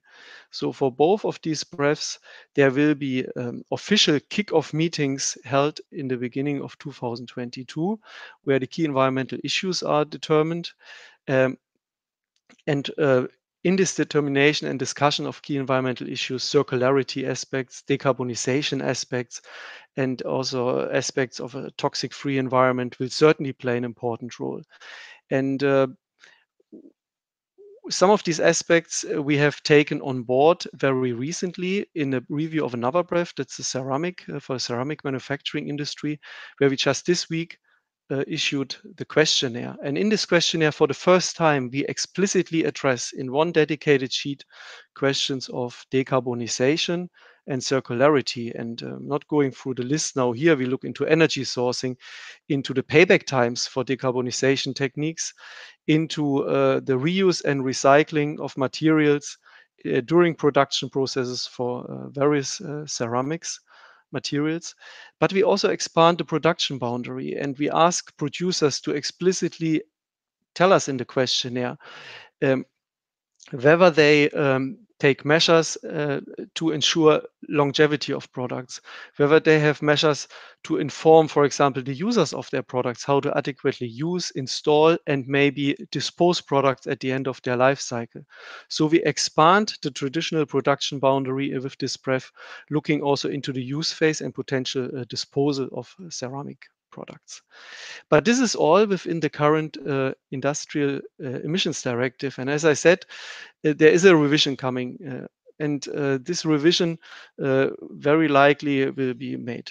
The first proposal will be made public in April 2022 this year, and there is focus on 5 major areas.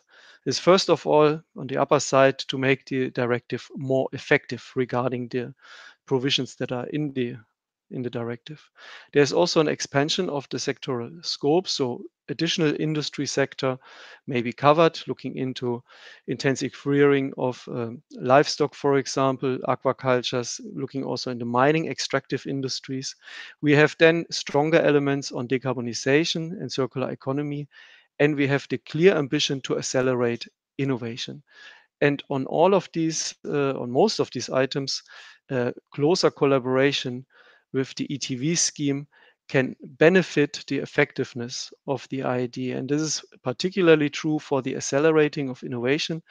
We will have the following presentation diving into the one way of accelerating innovation through the revision of the IED. I just want to say that there will be mechanisms in place for a much more systematic monitoring of industrial innovation, for also a much more systematic characterization of the technical and environmental abilities of innovative technologies, and to use this knowledge and this understanding to trigger actually breadth reviews. And that's an absolutely new element. It's not there in the current IED. And to this extent, the ETV scheme could provide invaluable support. And maybe as the last slide from my side, where we would think a closer collaboration between the breadth review on one side and the ETV certification would clearly benefit industrial innovation. We think that the ETV scheme can accelerate to that extent also the market uptake of innovative technologies. It can help us in the Bureau to understand better which technologies are available, to front load the breadth work, to focus also the work on specific critical areas and technologies. With that, there are, maybe I close the presentation almost now, just a few challenges. We have seen presentations also this morning, very, very interesting and relevant. For us, it's always a question, how scalable are the technologies? What is the technological readiness level? Do we talk about specific applications to a certain sector, or do we have technologies at hand that are across the board, for example, smart sensors, smart welding, stuff like this, which are maybe relevant for industrial manufacturing in general? So there, important is to describe techniques well, and then also ensure a good connection and outreach to plant operators and industrial association. The techniques are known, that they are applied, and then driving innovation this way in the industrial manufacturing. So with this, thank you very much. And if there are questions, we of course can discuss them later. Thank you. Back to Marcin. Thank you very much, Martin. Thank you for already informing our audience about planned and ongoing revision of the IED. It will have definitely a huge impact, at least in my opinion, on the ETV scheme. And with questions, we will definitely come back to you in a few minutes. And now our next speaker is Mr. Alfredo Lopez, representing Ricardo Energy and Environment, sorry. And Ricardo brings with him a lot of expertise on the field of the IED, best available techniques, because he also was a brief author, if I remember correctly. And he also participated in several studies aiming to develop something called Innovation Observatory as a part of the project contracted by the European Commission. And here we will now hear a few words from him about this innovation observatory. So, Alfredo, floor is yours. Okay, thanks. Thank you very much. Hopefully you can hear me well. Yes, perfectly fine. Okay, so yeah, my name is Alfredo Lopez. As Marcin was saying, I work in Ricardo. It's a large consultancy firm, around 3,000 people. And we work often with the Commission, around 20-25 projects per year, more or less, in my department. And the aim of this presentation is to explain a little bit, in our opinion, how the ETV could help the Industrial Emission Directive on the implementing or using innovation. So yeah, even though we only have a few minutes, I'm going to use the following structure for my slot, my presentation. So starting with an overview and finalizing with this set of recommendations on how ETV could help the Industrial Emission Directive. So in order to understand better the message that I want to convey, my presentation, I want to put in perspective so that everyone knows and understand that the Industrial Emission Directive was adopted in 2010, and the first BREF were developed under this directive from that day onwards, so in 2011. You need to know that we generated, or we work in a study for the European Commission in 2015.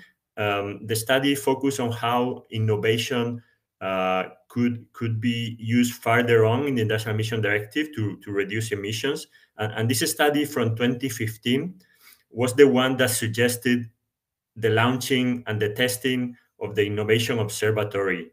So the Innovation Observatory was finally tested during 3 years in two sectors. The 3 years that you see now here on the screen, from 2017 to 2019. And then some of the lessons learned and ideas from the observatory have been, let's say, taken into account, analyzed, or considered during the IED evaluation and the IED revision. So this is basically what I'm going to try to summarize throughout these 10 minutes. Let me start explaining a little bit on the study that was done in 2015. So only 5 years after the launching of the IED, with 5 years of experience on developing BREF under the Industrial Emission Directive, the study tried to identify opportunities for improvement on how innovation could be used on the BREF and in the IED a bit better. So yeah, from my side, the one that I want to highlight is that this study detected that very few technology suppliers or technology developers were participating in the technical working group that developed these BREFs. So there was opportunity to have a larger engagement for these technology developers and technology suppliers. There were obviously other findings, but I don't think we have much time to go deeper into that. Let me say also that this study used the term novel techniques, not only for the emerging techniques that are not proven at commercial scale, so TRL 7 or 8, but also use the term novel techniques for new candidate BATs that potentially are a bit more modern or not often mentioned in previous BREF, which are already proven at commercial scale, TRL 9. So in my presentation, I will use novel techniques for both the combination of emerging techniques and new candidate BAT. Okay, so let me explain a little bit now on how the Innovation Observatory worked during this 3-year test. The test covered basically 2 sectors, so the textile and the slaughterhouse and animal byproduct sector, and it tried to help those 2 teams in DJGRC for the development of these 2 BREF in order to have an easier or better emerging technique section for those 2 BREF. There were many activities carried out by the Innovation Observatory that you can see here on the screen. For example, engaging this stakeholder, technology supplier, and creating a database for candidate BATs or candidate emerging techniques. But from my side, I think that the novelty of the observatory was that it was trying to devote resources to do a comprehensive or systematic research to find out really what are the relevant novel techniques in each one of these two sectors. So it was a systematic and comprehensive is probably the two features that I would highlight from the observatory. Obviously, after a 3-year work in these two sectors, there is a lot to say on the lesson learned. But let me start saying that the observatory was able to capture or identify almost 100 candidate novel techniques. Many of them were discarded because they didn't meet the criteria. For example, they were out of the scope, or they were not close to commercialization, so not interesting for the BREFs. And many others, like 18 candidate BAT, were accepted and included in this 2 BREF, and 31 candidate emerging techniques were also sent as a proposal to the technical working group, who was the team that finally made the decision whether it was to be included in the BREF.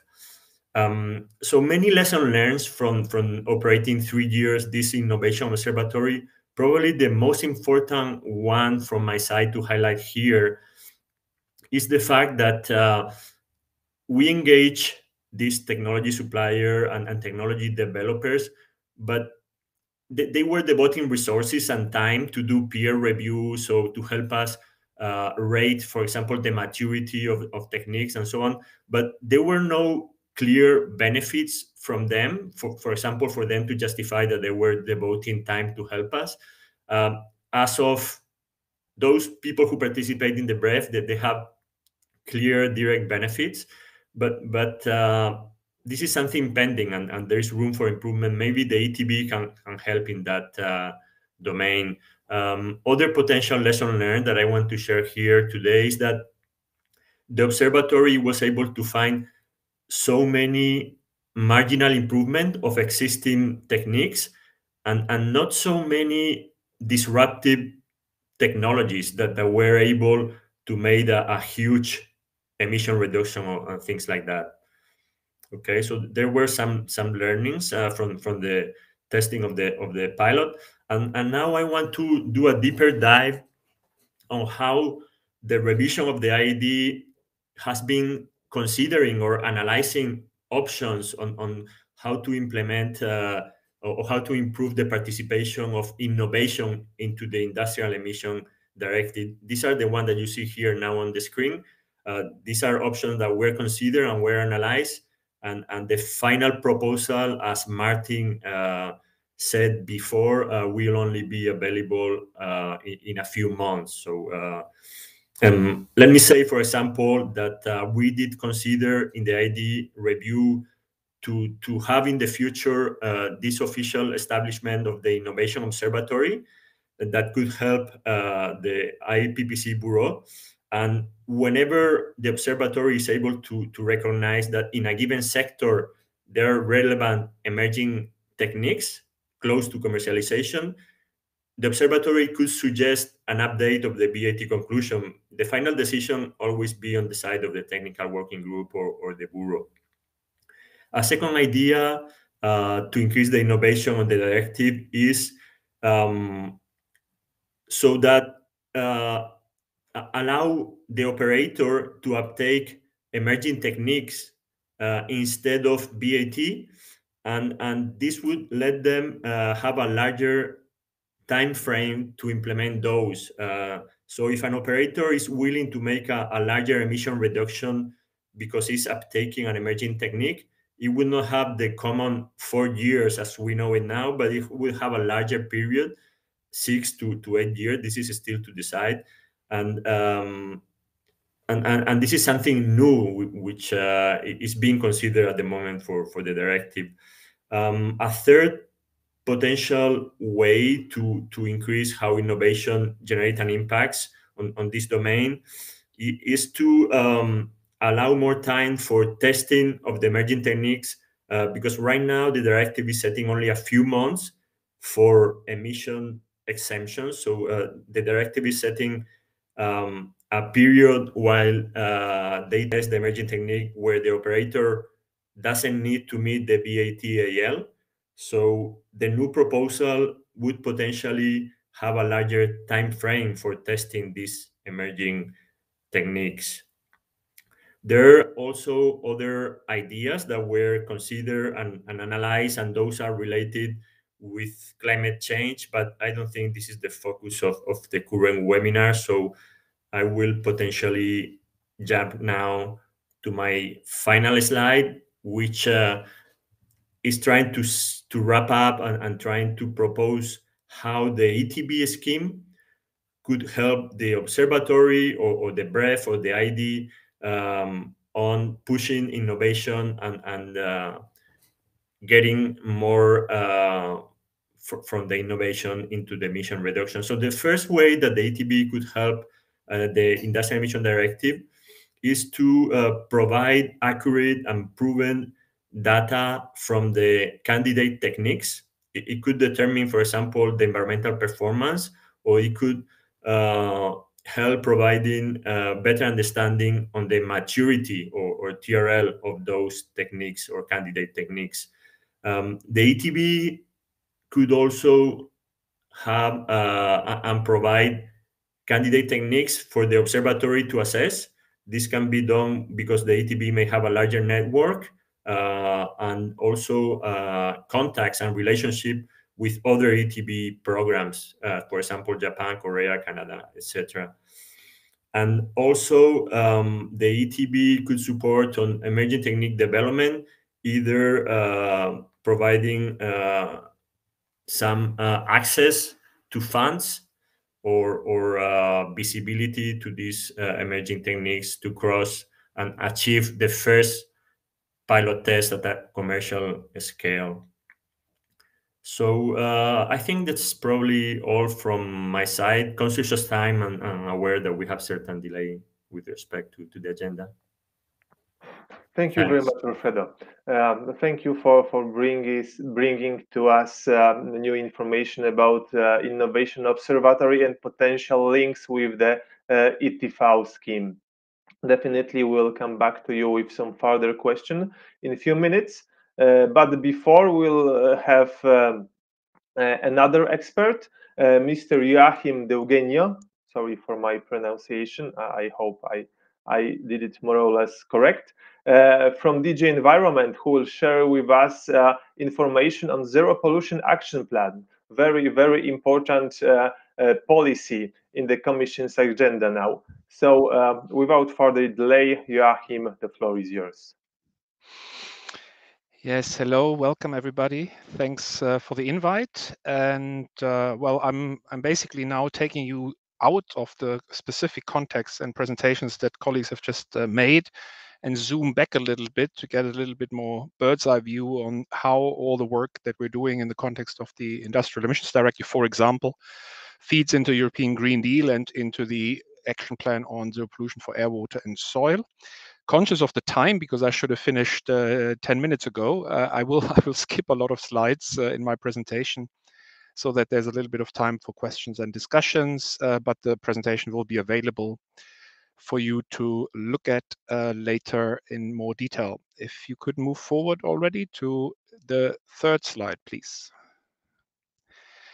I think what I mainly wanted to convey to you, one more, please. What I mainly want, and one more, sorry, it's even one more further. Yeah, we skipped that one as well. What I mainly wanted to, thanks, this is the right one. What I mainly wanted to convey to you is that the European Green Deal has, of course, set out a large array of far-reaching and ambitious strategies and action plans that will really start and have started already a fundamental green and digital transition, and that of course affects the economy, that affects societies across the board.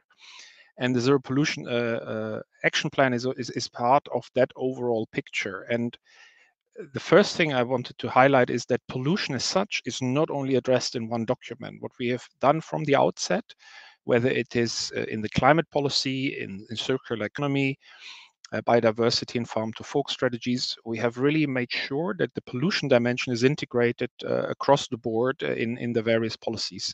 And the interconnectivity between these policies and the synergies that need to be created are part and parcel of the Green Deal philosophy. We have also to see the Zero Pollution Action Plan that I will present in more detail as basically a complement and as the brother or sister strategy to the chemical strategy for sustainability, and together they are basically underpinning our zero pollution ambition for a toxic-free environment. And the revision of the Industrial Emissions Directive that has already been mentioned is a key deliverable, a key instrument, a key action that we will take to get in this direction. Next slide, please. We have set out a long-term vision. It's an ambitious vision for 2050 to also align ourselves a little bit with the 2050 climate neutrality goal and to have really this long-term perspective. But if you look at the definition of the vision, I mean, ultimately, it is very close also to the understanding of the reduction of pollution levels that we want to achieve through an integrated industrial emissions control. I mean, the definition in the Industrial Emissions Directive on pollution has been used as a basis for developing this vision to be integrated across media and to have a clear link to health and environmental protection, both at a local scale and at a global scale. The next slide, please. We've broken this down to a number of policy targets, 6 policy targets that are based on EU legislation. There are plenty of more targets, of course, in the specific legislation that we have or in the SDGs, for example. But we felt that having 2 targets linked to health, 2 to biodiversity and ecosystems, and 2 to production and consumption will help focus everybody's attention and allow us to monitor our ambition with the perspective time horizon 2030. Please, next slide. One of the key points, and I think that's really an important one where we need to use this momentum to make further progress, is to put prevention of pollution even further in the center of our attention. I think we have always tried to do that. We've always done that to a certain extent.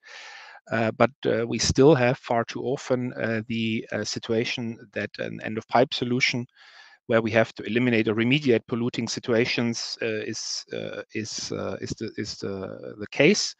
And we have now over and over had to learn that this is, of course, the most costly, the least efficient way of dealing with pollution. So whilst we always have had the prevention principle as a key, we really wanted to underline with this hierarchy, as we put it here, that we should really push and put that in the center of our mindset, that we are looking at technologies, but also we're looking at services, at systems overall that prevent pollution in the first place, so that we don't have to then look at remediating it at the end of the pipe. Please go further.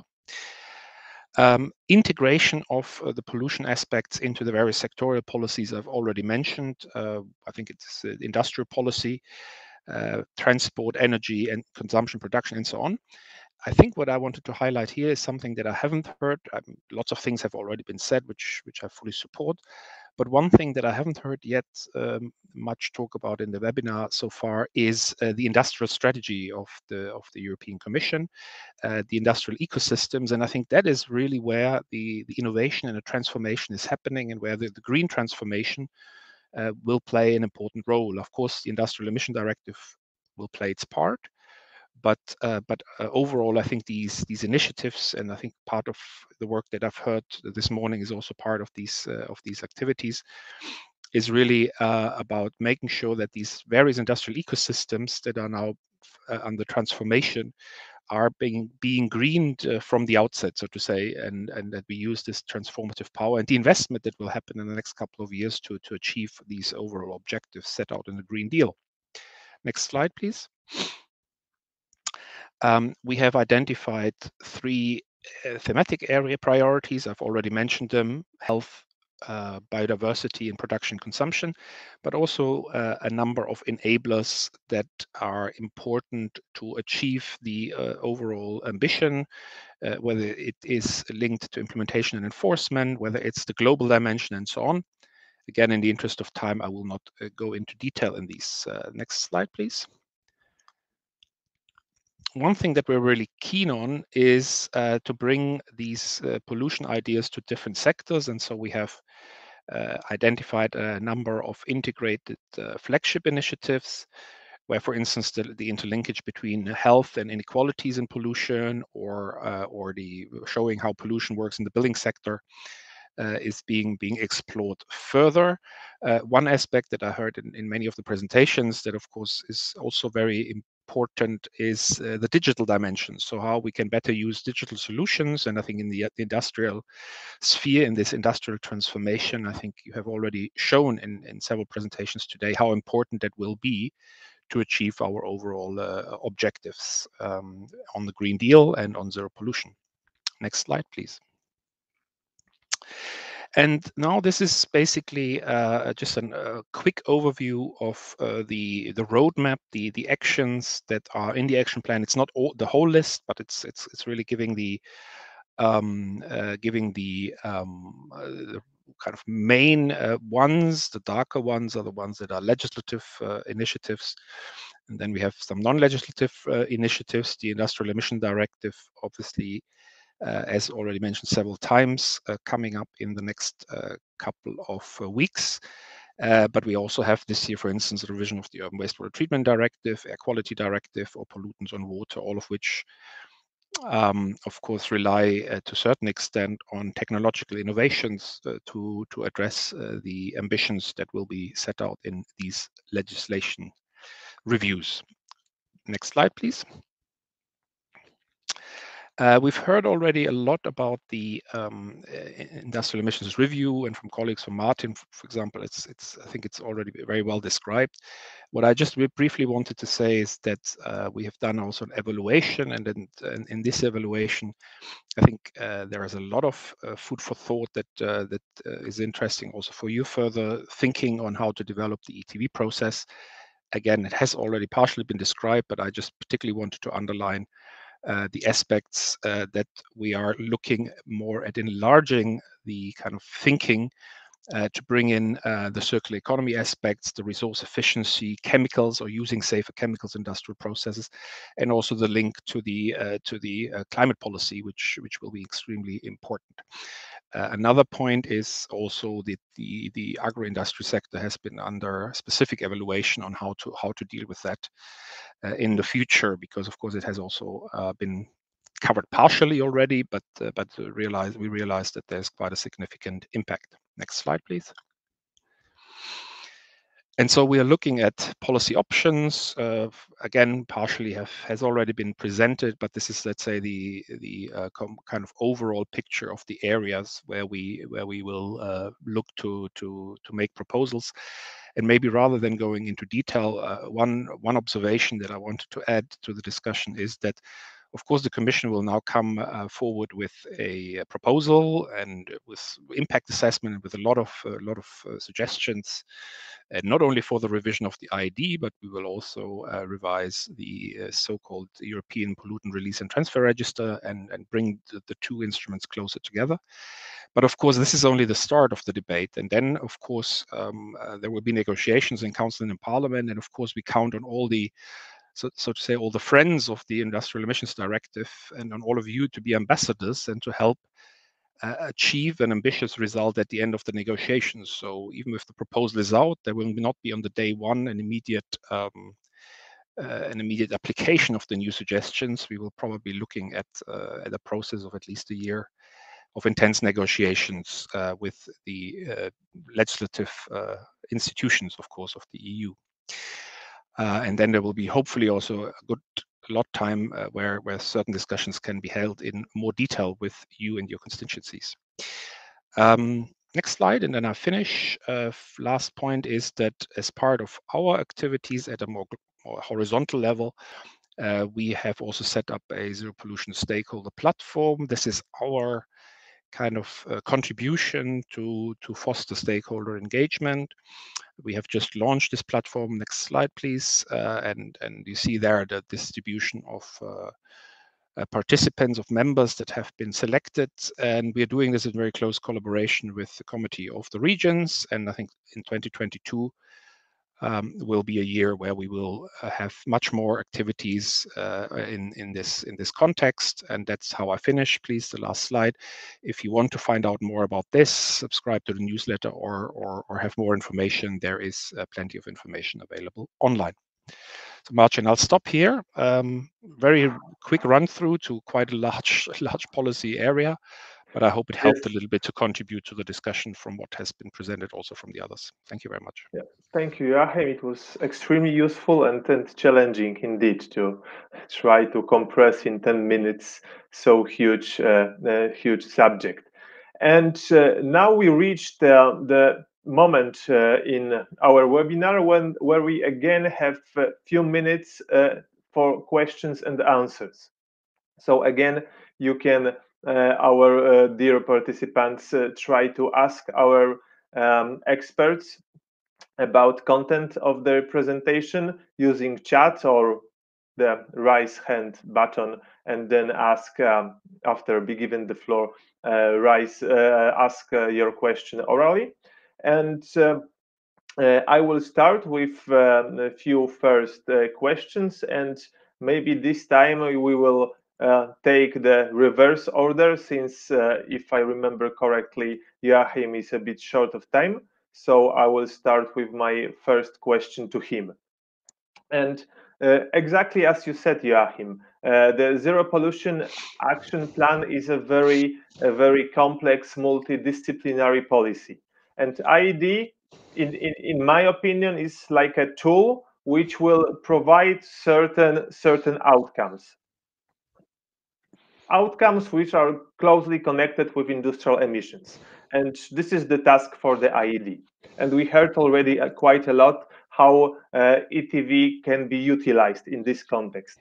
But as regards the Zero Pollution Action Plans as total, which encompasses much more than only industrial emissions. And for example, focusing on these flagships that you presented on one of your slides. Do you think that in this context there is also room for ETV to be used, to be utilized, to identify some innovative techniques or to verify innovative techniques which are needed to achieve certain goals? Yes, thanks, Martin. So I think partially I have already given the answer that there is, of course, a large array of initiatives, not only on the Zero Pollution Action Plan, but also on other initiatives. We are basically transforming the entire, let's say, legal and policy framework and the Green Deal with a long-term vision at heart. And so, I've mentioned urban wastewater, air quality. Some of them you've already picked up, I saw, in the topics that you want to do. But the main thing I wanted to say is the following. First of all, we should not create new niches or processes just for the sake of it. I think we are part of a bigger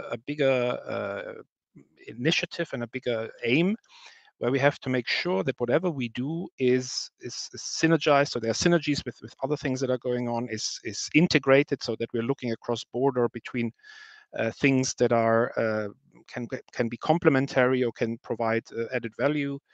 And they have to be efficient and effective. I think nobody will stop you or anybody to contribute to making innovation in Europe being more prominent and more successful. But it has to be done efficiently and effectively. So if it is not done efficiently, effectively, you're not able to contribute.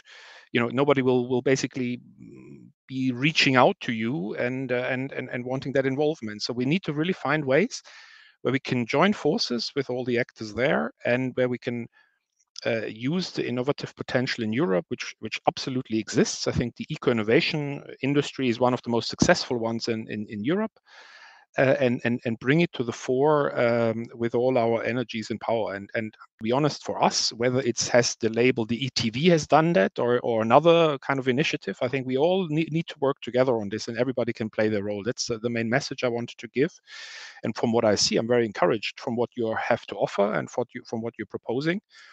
And then, of course, one has to translate that into operational details. So the mechanism may be different for the IED than it may be in other areas. So I think there is a huge potential, but ultimately the outcome will determine whether we are successful. So whether we really deliver on the objectives that we have set ourselves. Thank you. Yeah, thank you. Thank you for these clarifications. In fact, there are a few questions on chat. Are you willing to pick them up now? You're asking me? Yeah, I'm yes, fine. Yeah, absolutely, no problem. There is a question asking, are there going to be interactions between Life Pro ETV project and zero pollution? Or has this scheme been considered to inform zero pollution action plan somehow? So I think this is the question about some interactions or links between ETV and zero pollution action plan. But as you described, this is one possibility, but for now we don't have any strong or direct connection. Well, I'm here today, so there is an interaction, and we're having a discussion today. And I understood that that obviously you're developing with this webinar some ideas. So certainly, I'm quite sure that we will have further interactions. We are keen with the zero pollution stakeholder process to interact with anybody and everybody who helps deliver on the commitments that we've made. How then this would be to be done in practice, I think that will have to be worked out. You know, I mean, I think that the ETV system is under kind of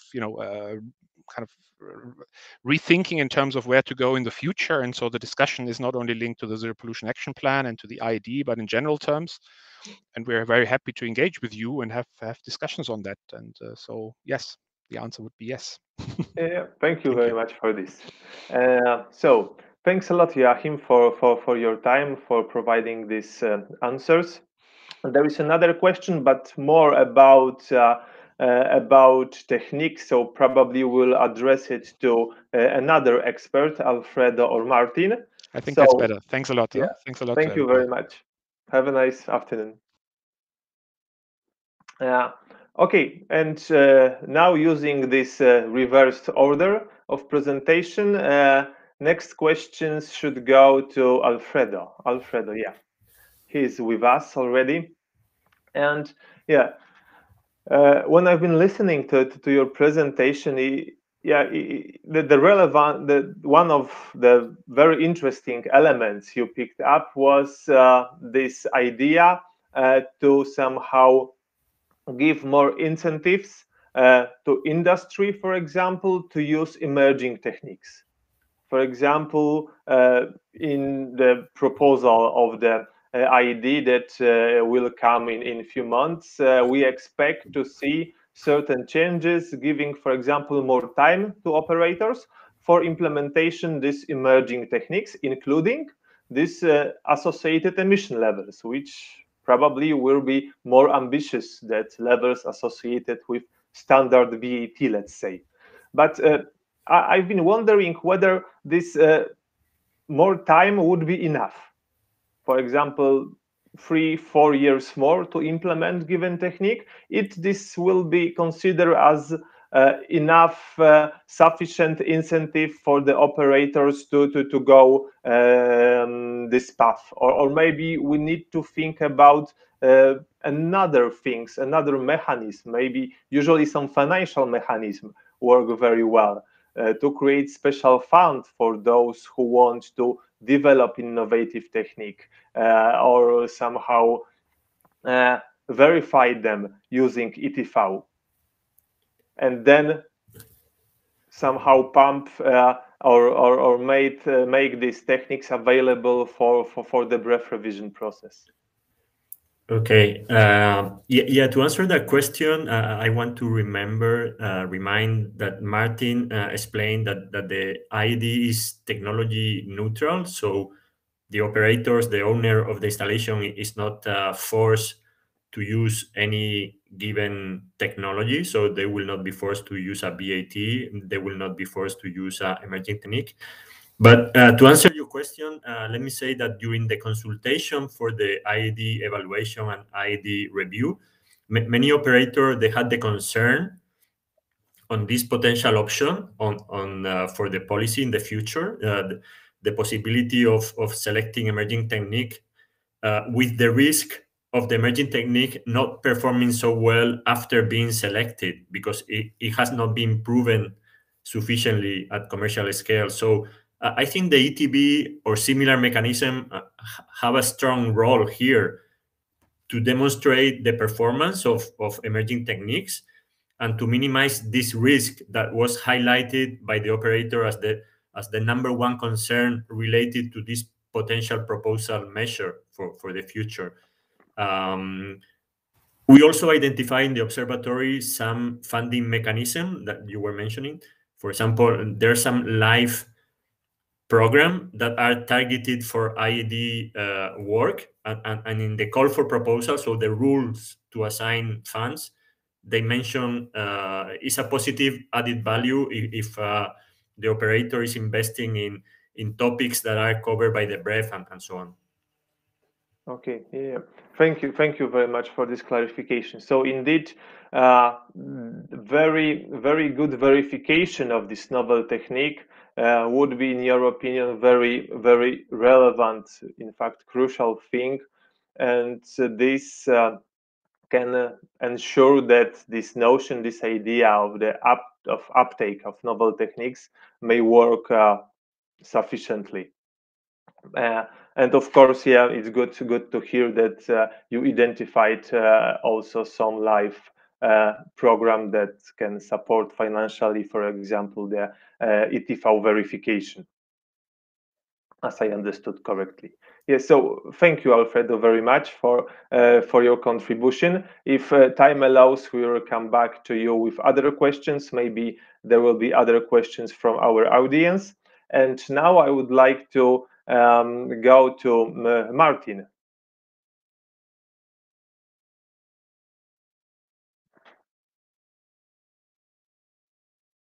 Yes, Martin is again with us. Hello. Hello, yeah. So we discussed quite extensively, and it was visible also in your presentation, that this ETV can be used to verify the novel, let's say, emerging techniques, something which is innovative and not yet implemented on industrial scale. And this aspect also was highlighted by Alfredo a few minutes ago. But I've been wondering whether ETV can contribute somehow. I mean, the fact that given technique was verified using this scheme, whether this can contribute also to recognize given technique as a BET, not necessarily the emerging techniques.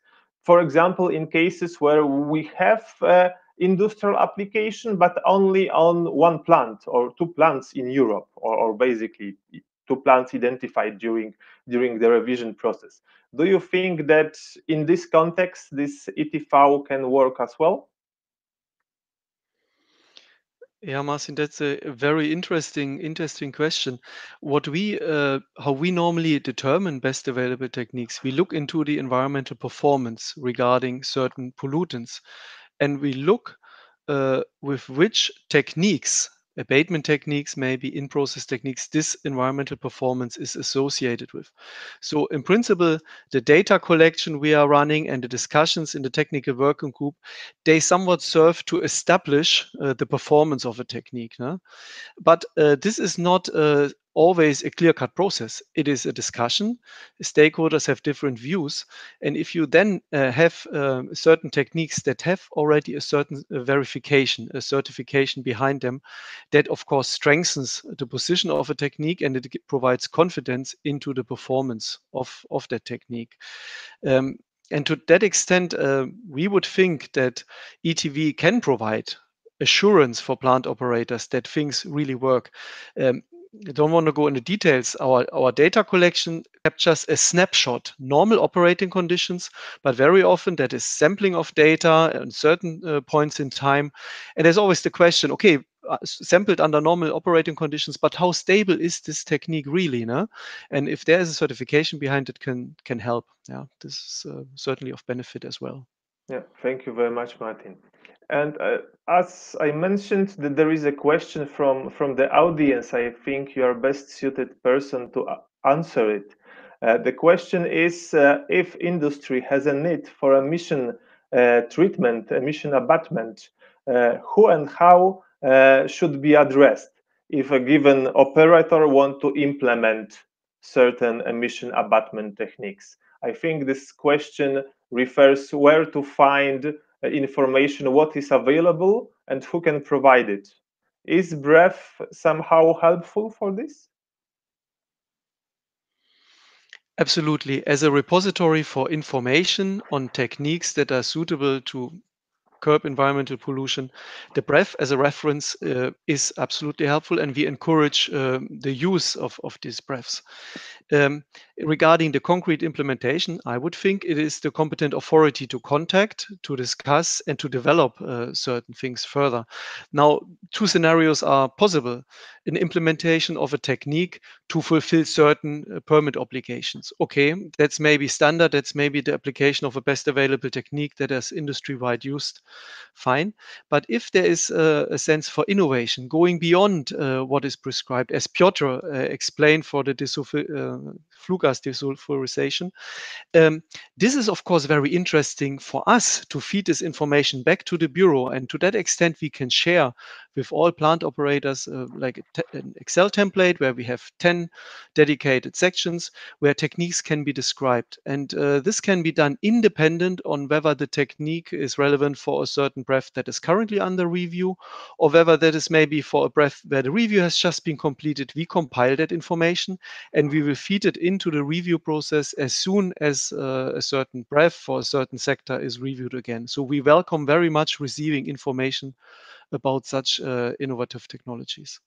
Yeah, thank you, Martin. And I have a feeling that local authorities will shortly inform Bureau about this technique, for example, that Piotr described. Thank you very much. Unfortunately, it's really great to discuss with you, but yeah, we have time constraints, unfortunately, and we need to move to another point in our agenda. So thank you very much, Martin. And now there is, let's say, a finalization of today. Not the end yet, don't worry. But yeah, now we will want to somehow inform you about the main outcomes of our discussions, and also try to collect certain information from you as well. So yeah, now we will have another short presentation.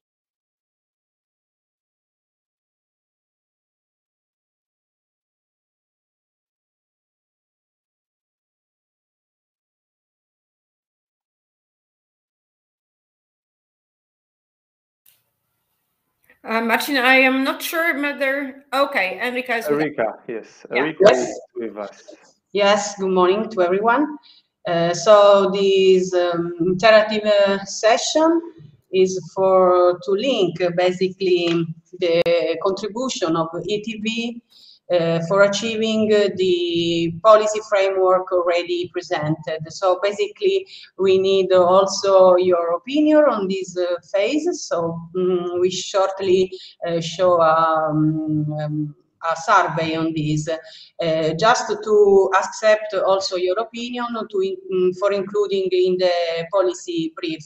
Basically, the policy brief provided to identify action to put into the practice for raising awareness about the ETV among national policy makers as a tool to accelerate innovation for sustainable industrial process.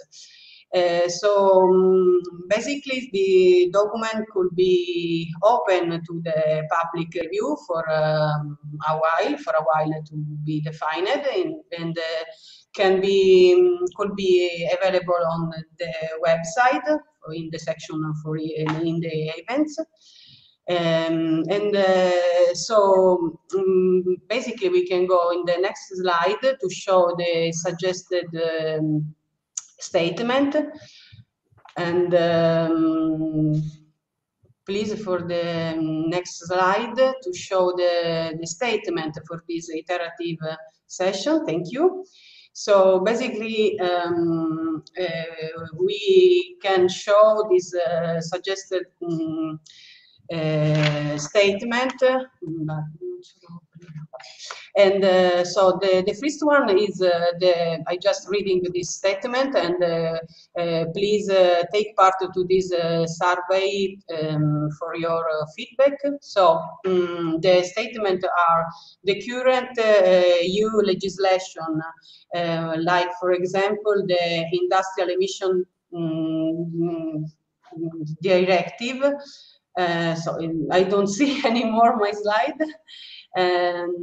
Sorry, but in any case, I can read, I print this slide. So the current EU legislation sufficiently supports the development and uptake of new environment technology.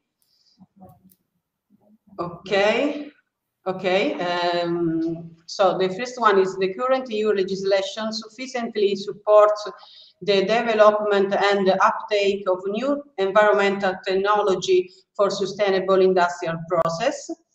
The second one is ETV fits well as a mechanism for verification of emerging techniques for the needs of breadth development and revision. Number 3, ETV requires building clear synergies with other environmental performance and management schemes like EMS and ISO to gain market recognition.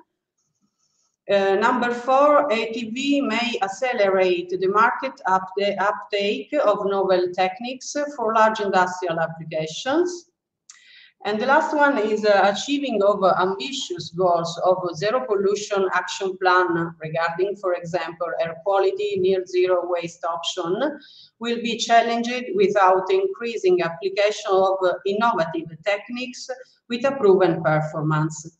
So it's possible to make an optional answer for this statement with different level of agreement. So it's possible to answer I strongly agree, I disagree, and I strongly disagree.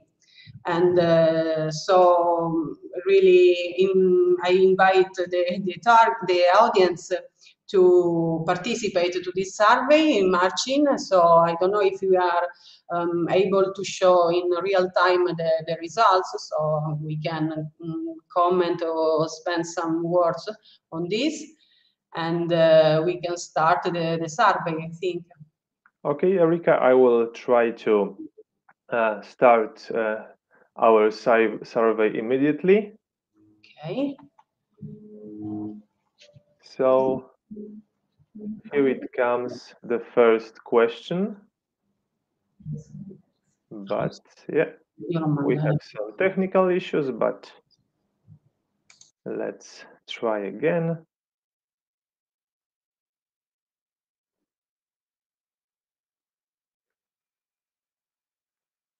Okay. Here it is.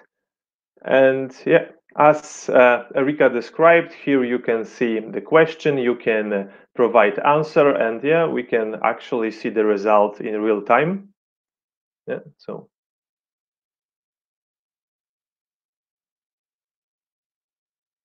we'll give you a few minutes to provide answers.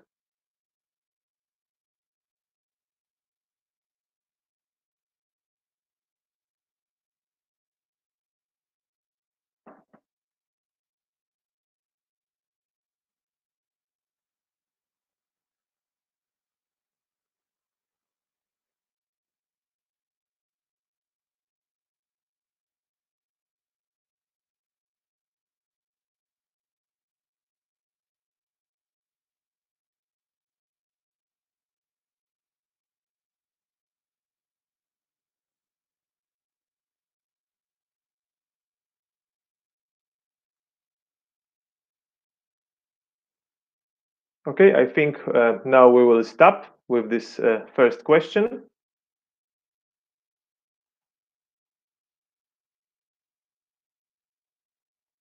And now you should see the result of this poll. So outcome is basically more optimistic than I thought it would be. In fact, majority of you think that current legislation sufficiently supports the development and uptake of innovation.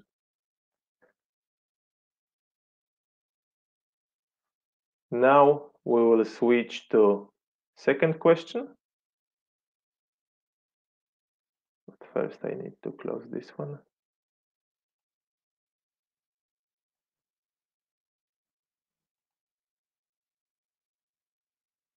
And hopefully now you can see the question number 2.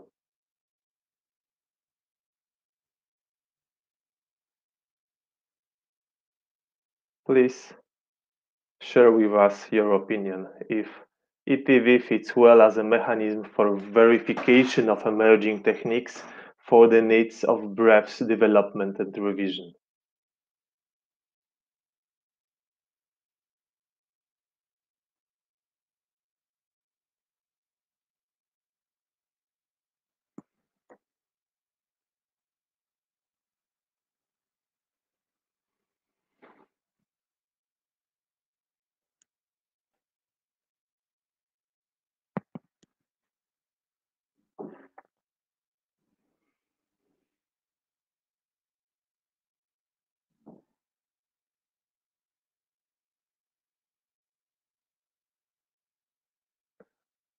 Okay, and here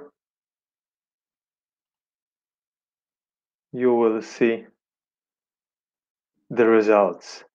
So again, majority of you agree with this statement, which is actually exactly what probably we wanted to see, that ETV fits well as a mechanism for verification of emerging techniques for needs of BREF's development and revision.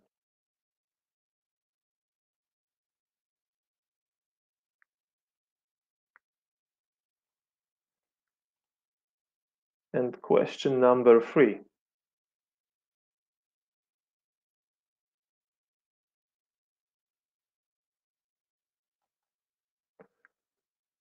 And it goes that ETV requires building clear synergies with other environmental performance and management schemes like EMAS or ISO. Okay, and it disappeared.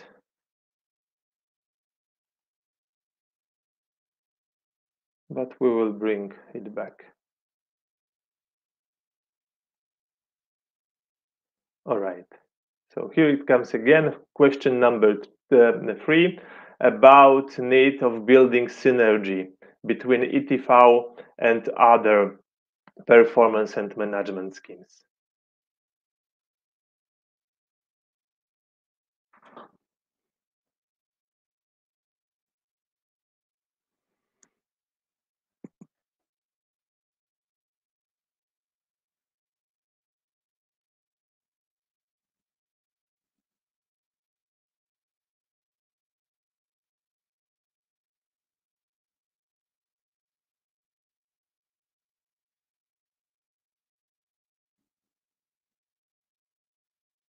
Okay, and let's take a look on results.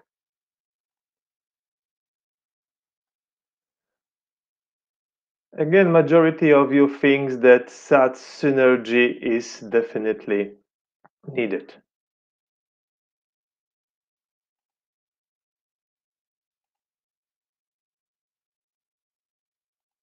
And question number 4.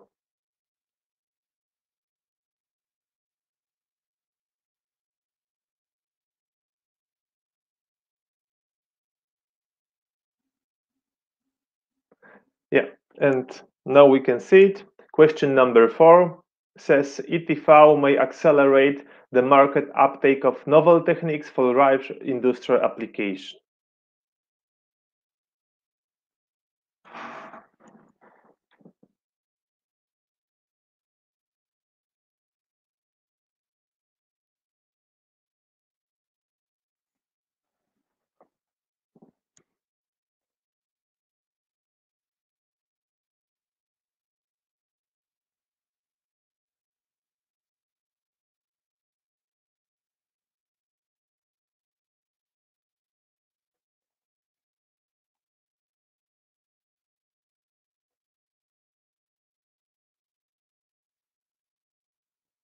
Oh, it disappeared again.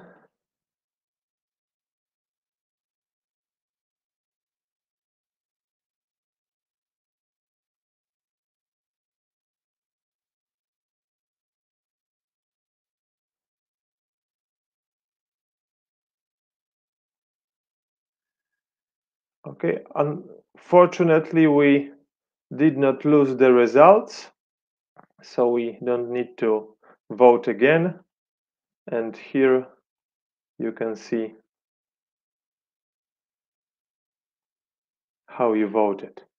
So majority of you thinks that ETV actually may accelerate the market uptake of novel innovative techniques for large industrial applications.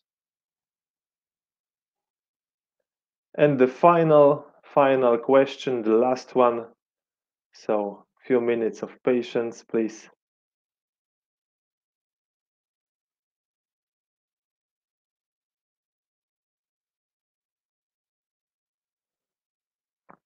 Question number 5.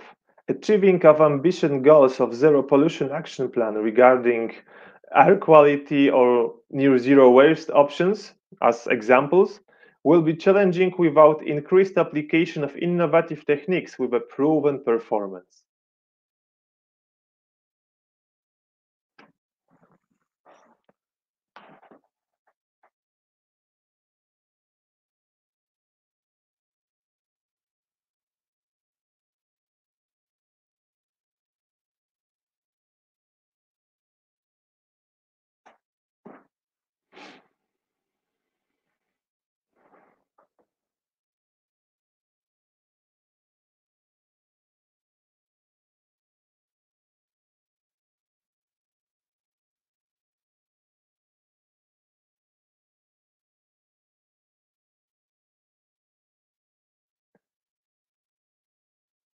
Okay, and now you can see the results.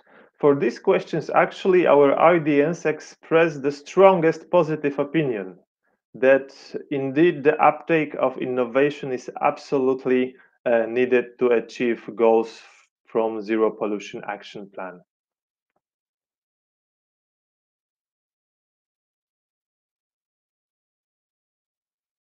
Okay, we went through all 5 questions. Now, Erika, would you like to wrap it up, somehow summarize the results?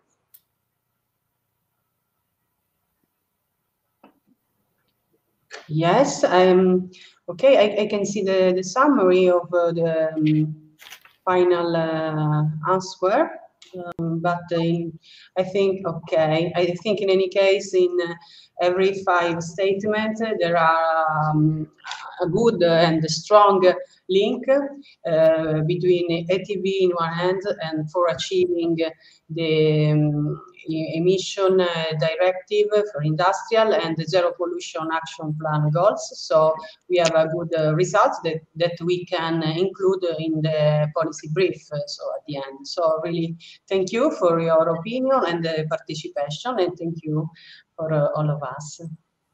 Yeah, exactly. Many thanks to you as well, Erika. Sorry, Marcin. Yeah, I totally agree that we should be very grateful to our audience for their time and devotion for answering to these questions, and also many thanks to you for preparing them and sharing with us. And now I think the floor will go to Isabella.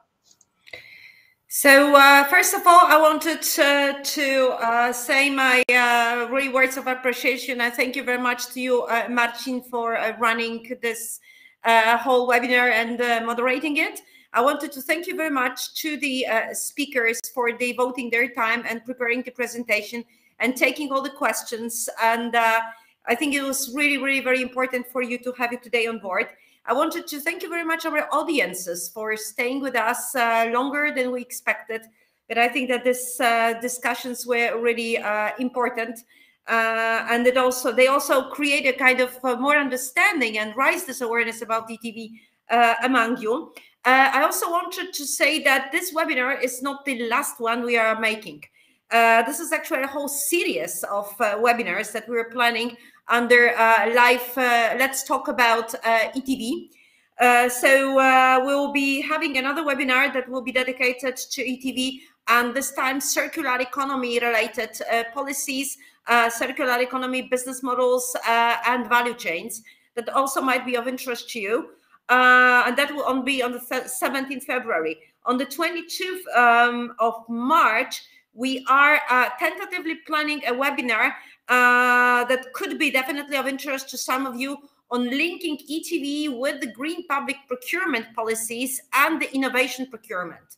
So that's another important webinar that we are planning probably early April or still maybe in March. It will be on linking ETV with green taxonomy. I think the sustainable financing has already appeared here a number of times during the discussions, but definitely we want to address also the aspect of de-risking investments and the application of ETV in these processes. Last but not least, a number of times it has been highlighted here that, and the questionnaire also confirmed that we should clearly demonstrate the link between ETV and the different environmental management schemes, also in the context of the Industrial Emission Directive. So this is what we also want to approach during one of the webinars. We will allow ourselves to give you the more information about the webinars in our thank you for participation mail. There we will also receive a link to the documents that we are planning to have your contributions to, I mean, onto the policy briefs. And well, I think that from my side, this is all. Once again, many thanks to our speakers, to our moderators, to organizers from EOS, my dear, from the Institute of Ecology, from the Institute of Environmental Protection in Warsaw, for my colleagues who really provided a lot of support in making this, I mean, the technical part of the event feasible. And well, that's all from my side. Have a nice day today and stay safe and healthy. Bye-bye.